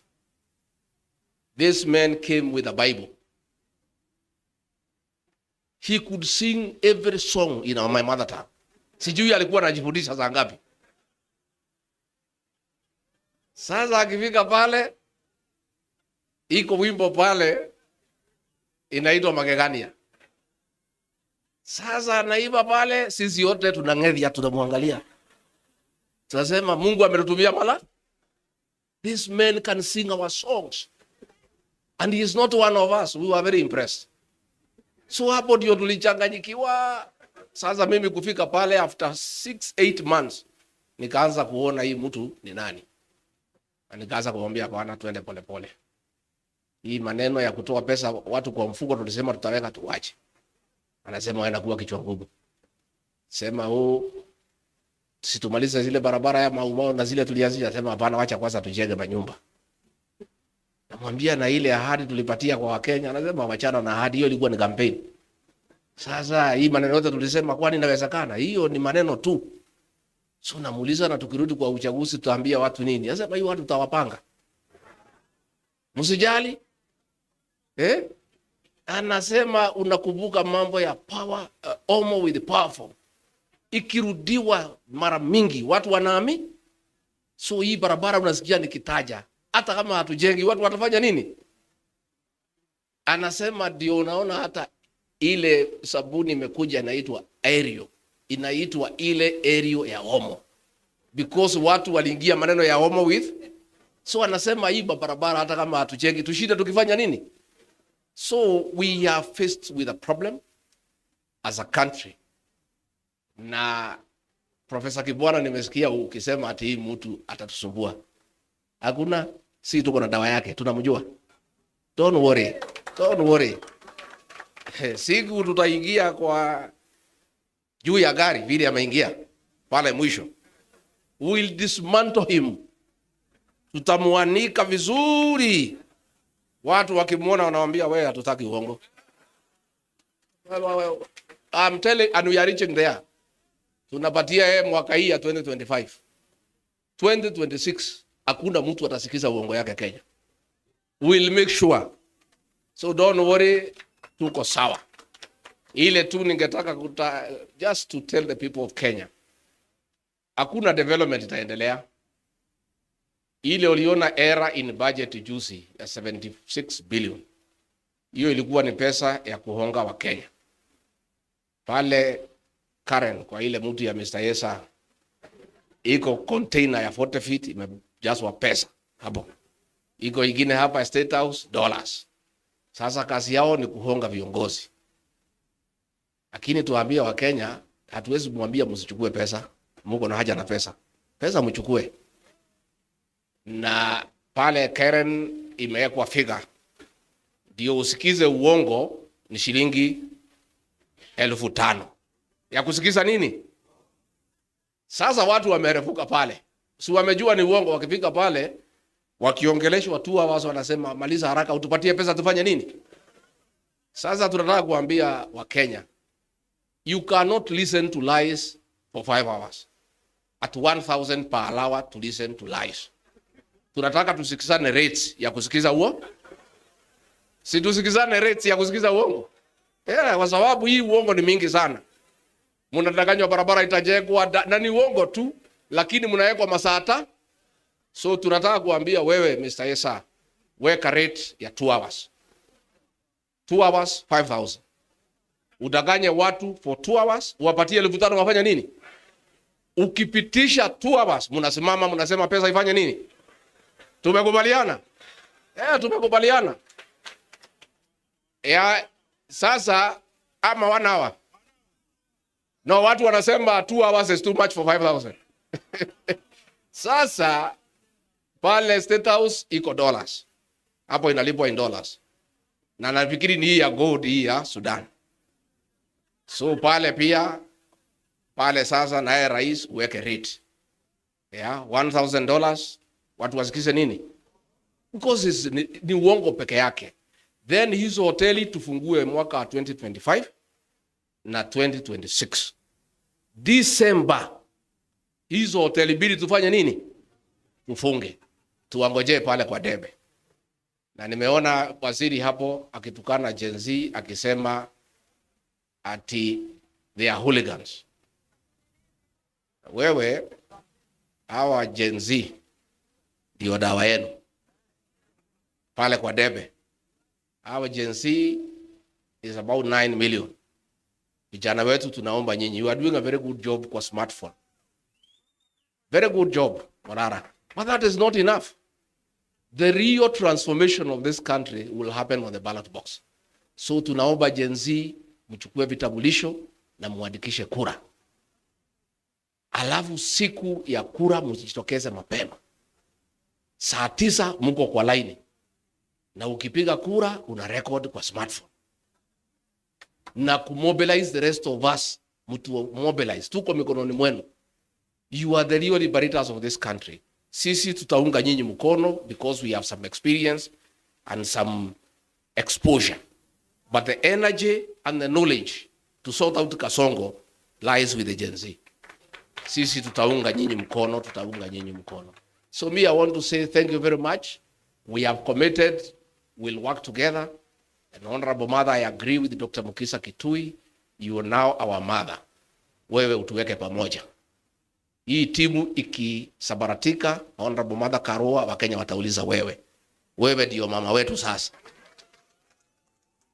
Anatosha hatoshi. The Honorable Mother Karua has a proven track record of fighting for democracy, resilience, and being steadfast. And she's priceless. Nobody can compromise her. So we need a mother figure around us kama viongozi, mama wetu wa kutuweka pamoja. Ukiona ninapotea kidogo unaniita, unanirudisha kwa line. Unatuita, unatupikia chai na mandazi, unatuongelesha, unatupatia mtisha, tunaendelea another 1 month. Ukiona tumekaa unatuita tena. Tumekubaliana Mother Karua kuwe mama wetu. And you know many people walikuwa nafikiria ati mimi siwezi fanya kazi na Mother Karua kwa sababu tulikuwa tunapingana. We are nothing against each other. Kila mtu alikuwa anajitafutia kwa njia zake. But the truth of the matter is that myself, even as she was my opponent, I used to admire her leadership quality. I had wished we are in one team. And God is great that today tuko team moja. So nyinyi msijali our leaders wale munateswa. Onyonka usijali. Huyu mtu hata even if akimwaga damu yetu, si amemwaga ya Gen Z tayari. The blood that he'll shed will just water the tree of liberation. And for a seed to germinate, it has to die. We must sacrifice as leaders in this country to stand up to this man, because if we don't, there will be no country. As we speak, kumeandikwa cabinet memo by CS Interior and CS Lands and Housing of getting all prison land, mashamba yote ya prison imeuziwa investors under the guise of affordable housing. If you check the prison land here in Nairobi West, it is worth $1 trillion. Mtu apewe ati ajenge manyumba. Hiyo manyumba inajengwa na pesa watu wamekatwa kwa payslip. Alafu mnauziwa. So ile shamba si ati anapewa free. President Ruto na watu yake wameuza mashamba yote ya prison in the whole country Ana cabinet memo imetayarishwa, itaenda pale kwa cabinet. Bwana Onyonka na wale MPs, you must stand up. And we cannot agree. How do we give public land to investors without consideration? So it's a scheme ya kuuza mashamba yote ya prisons. And the prisons will be relocated elsewhere at another great cost. So these are things we'll continue calling out. Na mimi unajua hii dosia yote niko naye. Taendelea kutoa polepole so that I don't choke you. Mambo ni mingi. Niendelee polepole ama nitoe yote? Nitoe polepole ama yote? Polepole. Mos. Hawa watu, the election of President William Ruto as president is the greatest fraud against the people of Kenya since independence. This man deceived all of us, I included. Sometimes I sit at night, I feel very foolish because I didn't see him through. You know, alikuwa anakuja kwangu nyumbani, tunakaa mpaka saa 7, anatudanganya, tuna escort yeye na Pastor Dorcas. Pastor Dorcas, I think alikuwa na dhamiri. Ananiuliza, do you know this man well? Namwambia hii mtu mimi namjua. Are you sure? Namwambia ndio. It's a fraud. And we'll tell it to the people of Kenya. Msijali. Wa Kenya watajua huyu jamaa ni nani. Na tutapiga kura sawa sawa. Bora hii timu ikae pamoja. And he'll call everybody. Hata hii mzee yetu Tinga atamgonga. Hiyo mzee atamchanganya, wewe utaona. Na aliniambia hii mzee wachia mimi.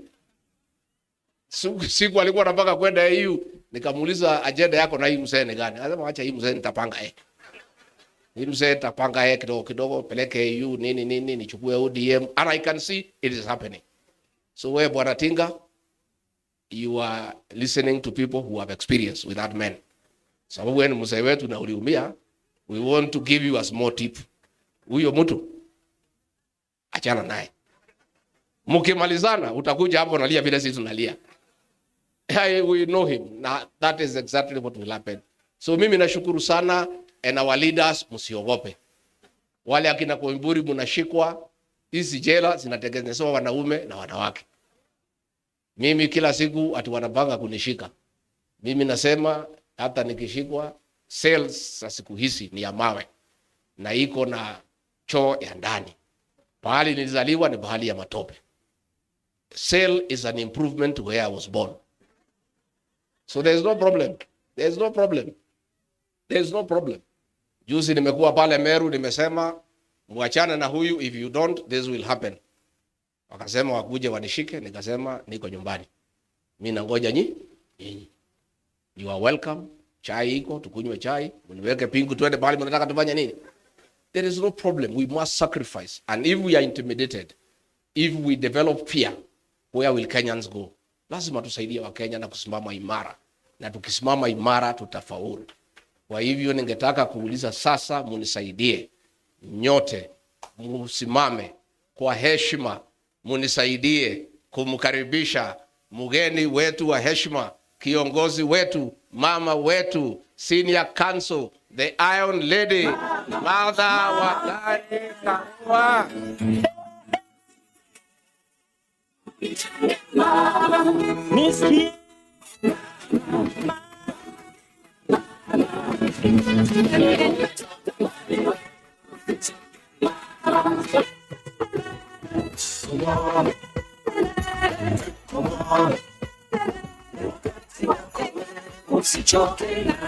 Sababu ya masaa, asanteni sana. Ndugu zangu na dadangu, viongozi wa chama kutoka Kenya na kutoka bara la Afrika Mashariki au Jumuiya ya Afrika Mashariki, wageni mashuhuri wa Kenya wenzangu, sababu sisi hapa zote ni wa Kenya na wageni wetu wa jumuiya. Asanteni sana kwa kufika siku ya leo. Bila nyinyi hatungekuwa na sherehe. Bila nyinyi hatungekuwa na uzinduzi. I do not take your presence for granted. Thank you very much and bless you. I will shorten my speech because almost everything has been said. But today, I want to repeat, it's a historic day for the People's Liberation Party and for the country as a whole. When leaders gather as we have gathered here together, with a common purpose of uniting and liberating the country, it reminds us of the coalitions of yesteryears, especially 2002, when for the first time we had a change of government. We are now looking at a coalition that is going to unite and liberate this country. I'll begin by accepting the challenge given by my younger brother, Eugene, that I should unite, or rather be the convener of this group. And I'm going to say, subject to their consent. Yes, I am willing to do that. And I can see my twin brother here. He'll be at hand to help me do that. And I have had the willingness of all my brothers present, and also our East African brothers and sisters, about cooperation beyond the border. As People's Liberation Party, we are not just rebranding to have a new look.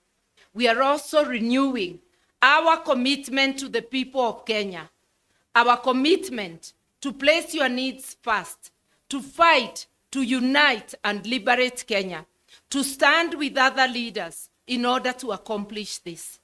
The task ahead of us cannot be accomplished by one person or one political party. It's a task for all people of goodwill. You may wonder, how are we going to do this? I've expressed my wish to run for president. So has my twin brother. So has our young brother, who I should call my son, Morara Kebaso. Na kila mtu na wengine hapa wako na hizo nia. Na wengine watajitangaza baadaye. And everybody is worthy. Every dream is valid. Kila mtu aendeleze ndoto yake, lakini zote tukiweka Kenya mbele. Tukijua Kenya ndio ya muhimu kuliko mmoja wetu. That each one of us must subordinate their interests to the interests of the nation. And whoever gets selected as a candidate through a transparent method that we shall devise, we shall all queue behind that person. I may have said I don't want to be deputy. That doesn't mean I cannot support another candidate. I don't have to be in that ticket. But I will put my commitment 100% if I am not the candidate to deliver victory to Kenyans. We must liberate ourselves from economic oppression. And talking of economic oppression, the nation of Kenya, the state, has been hijacked by KK cartels and their allies. It is now serving the interests of the political elite within KK to the disadvantage of 50 million Kenyans. How can we start being sad na kubabaika that USAID, Trump has issued an executive order withdrawing monies that were supporting health and especially HIV and AIDS? I have checked what was the total budget of USAID.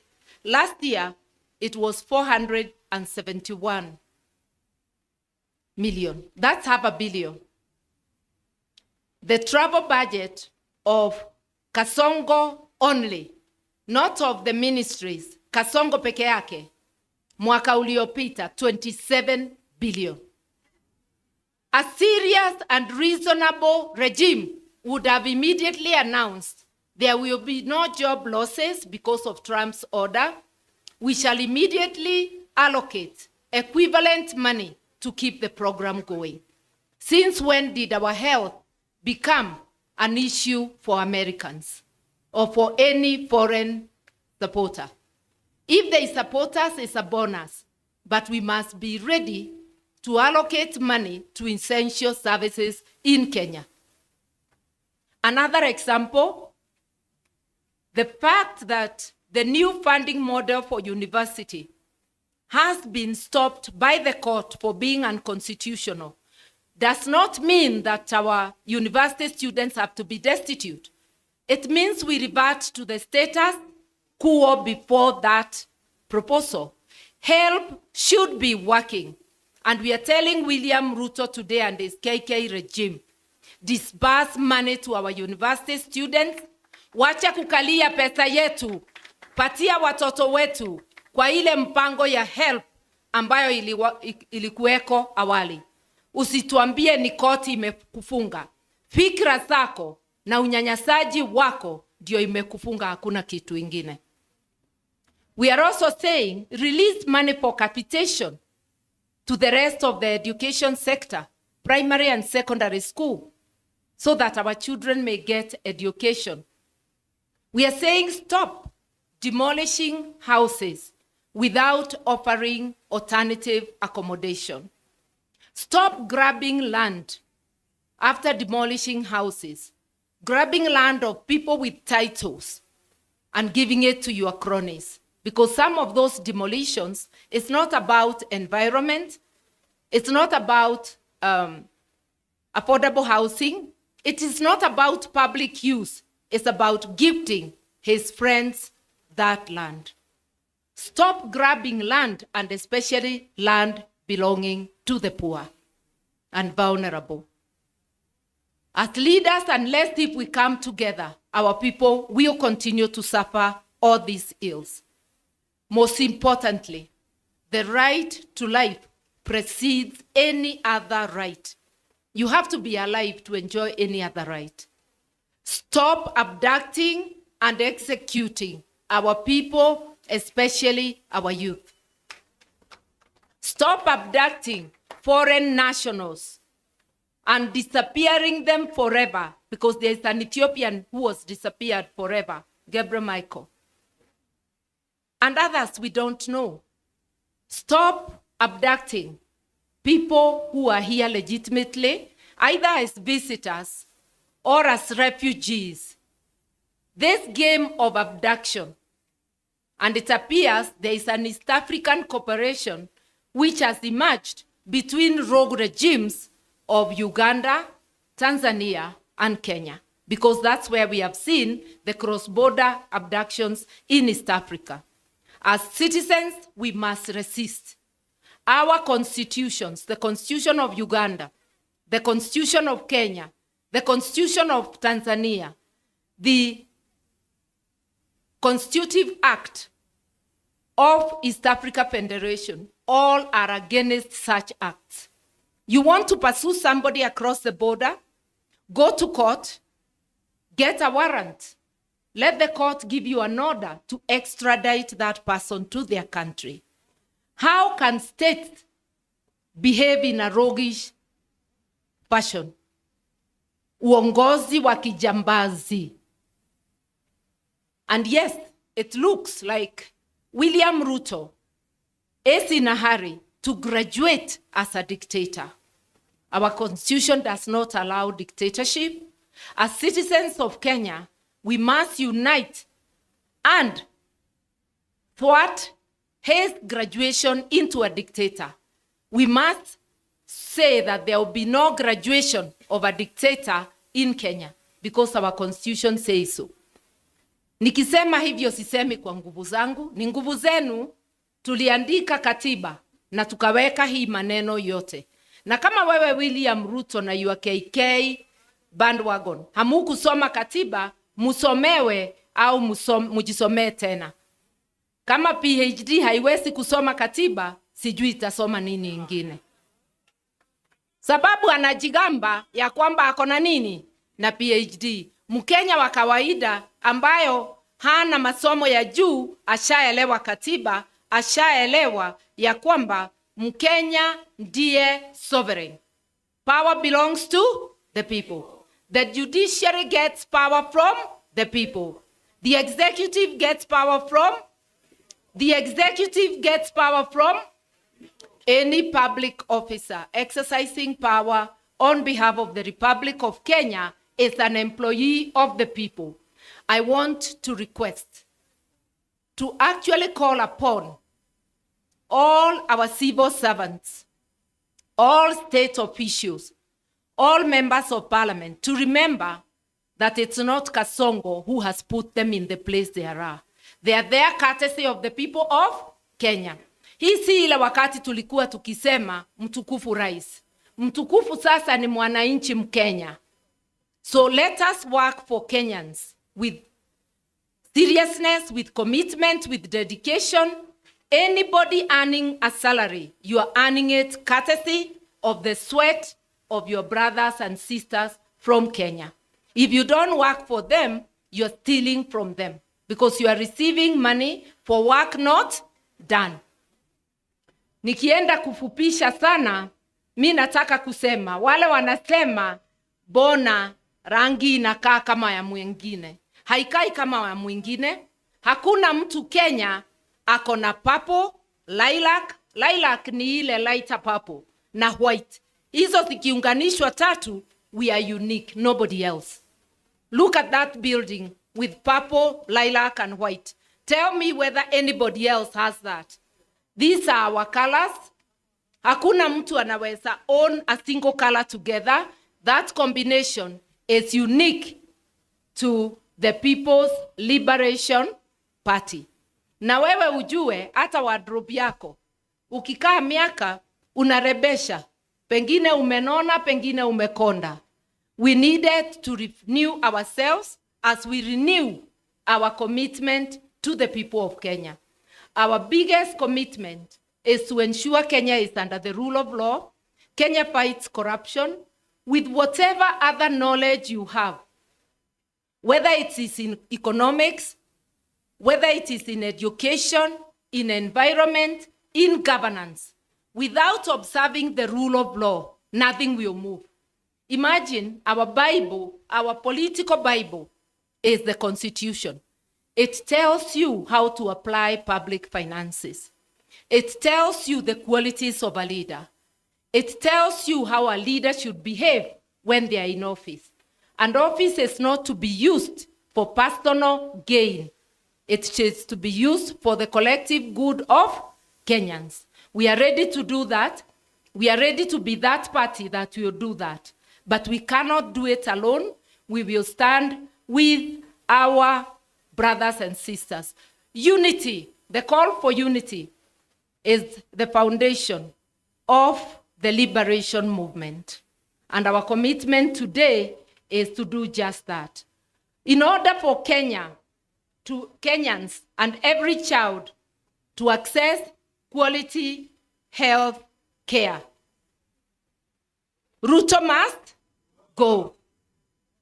In order to liberate our education, Ruto must.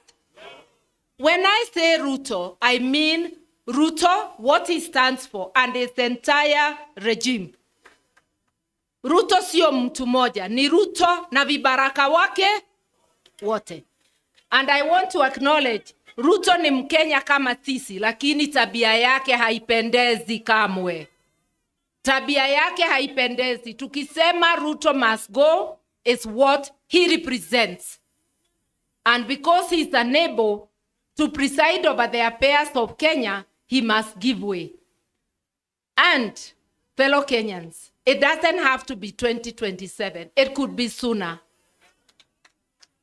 We commit to you that we are going to meet soonest, and we are going to move forward and give you the program of action. Are you ready? Are you ready? PLP?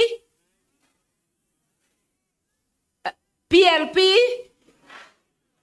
So for the liberation of our country, we need unity of purpose, which has been symbolized here by the MPs. Now I want to call upon party leaders present, including our international guests, because this unity transcends the borders. I want to urge the party leaders only, come here so that we show people our commitment. And we also stand as we unveil the brand of People's Liberation Party. We are going to at the end of this all. Yeah.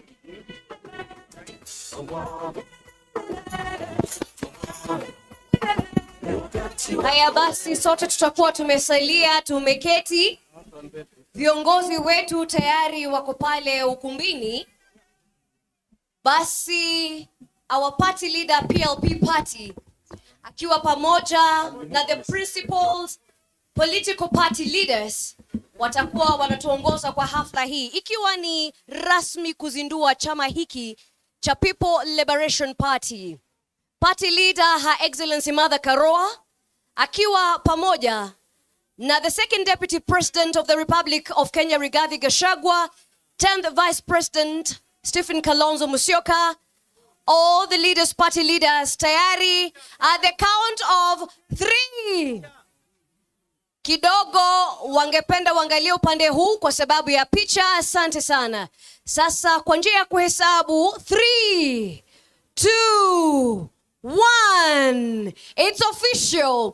The lounge of the People Liberation Party, PLP. Viongozi nitaomba tutasonga mbele kidogo kwa sababu ama konfeti ambazo zitakuwa zinapamba pale jukwani. Basi watu wa media, naomba tuwe taratibu ili sote tuweze kupata nafasi. Her Excellency the party leader will be flanked by the excellencies and colleague principals and party leaders for the photo opportunity right after the media has taken the photos of the unveiled political party. Tukijua kwamba kauli mbiu haswa ya chama cha PLP ni kwamba ni muungano na ukombozi, unite, liberate. That's the party slogan.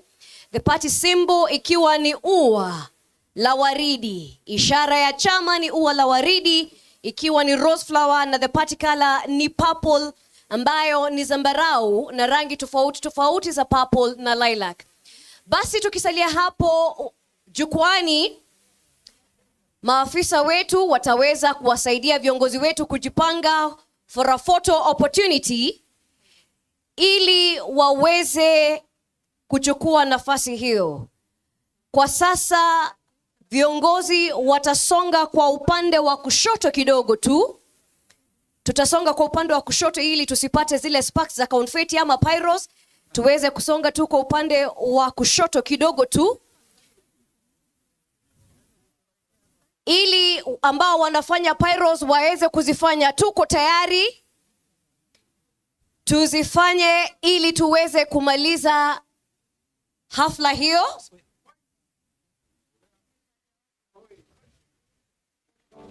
Pyros, we're ready for you. Na baada ya hapo viongozi walio jukwani hao ndio ambao basi pyros zetu ziko tayari. Wanahabari, wapiga picha, kameramani, wote tuko masaa. Ni uzinduzi tu wa chama cha PLP, People Liberation Party. Hahitaji kuelezewa zaidi. Ni chama cha kuunganisha, chama cha ukombozi, chama cha kuunganisha, People's Liberation Party. Jamani tulioketi hatuoni kushangilia. Tuchukue PLP, Unite Liberate. PLP, Unite Liberate. Tuone kwa ishara ya bendera zetu, kofia zetu za chama.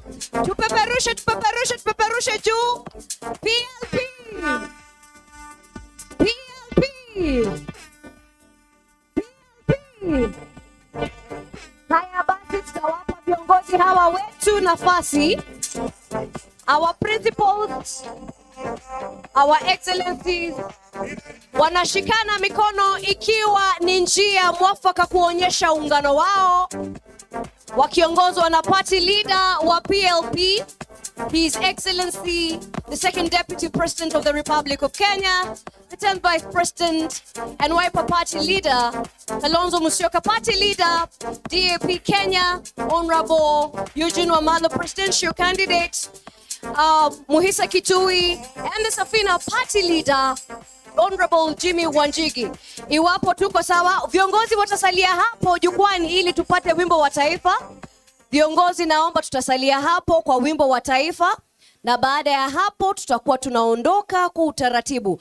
Basi tukiwa hivyo studio, tucheze wimbo wa taifa tafadhali. Mungu yetu.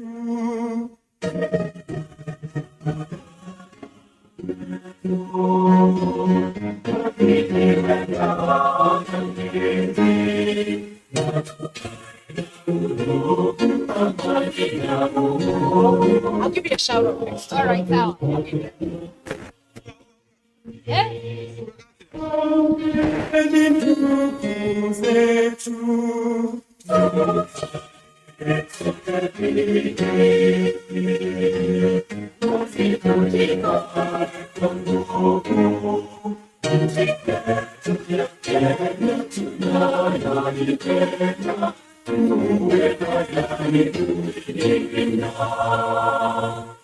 Tujenge taifa letu.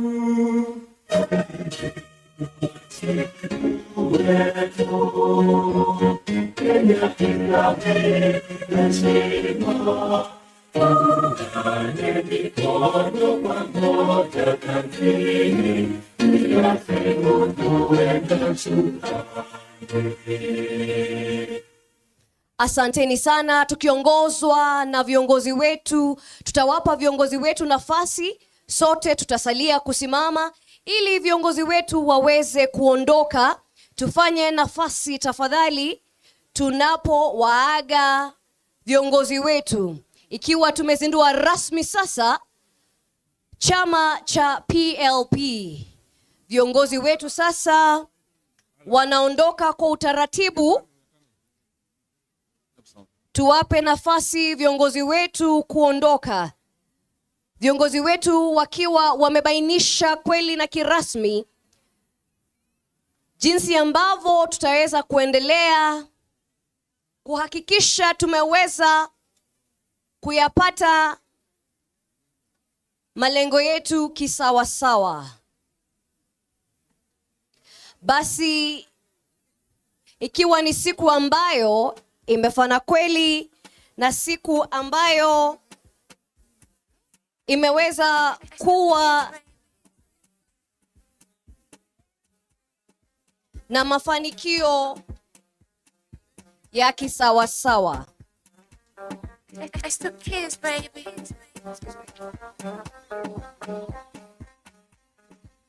Leo acha tu niwaweke wazi, mubaki na mishangao kuswa ya mapenzi, nataka kuyaeleza.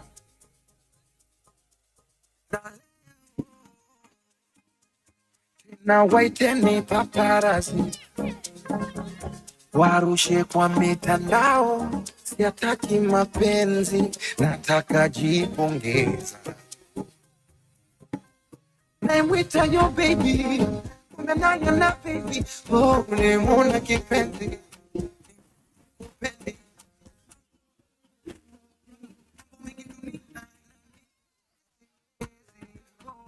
Siwezi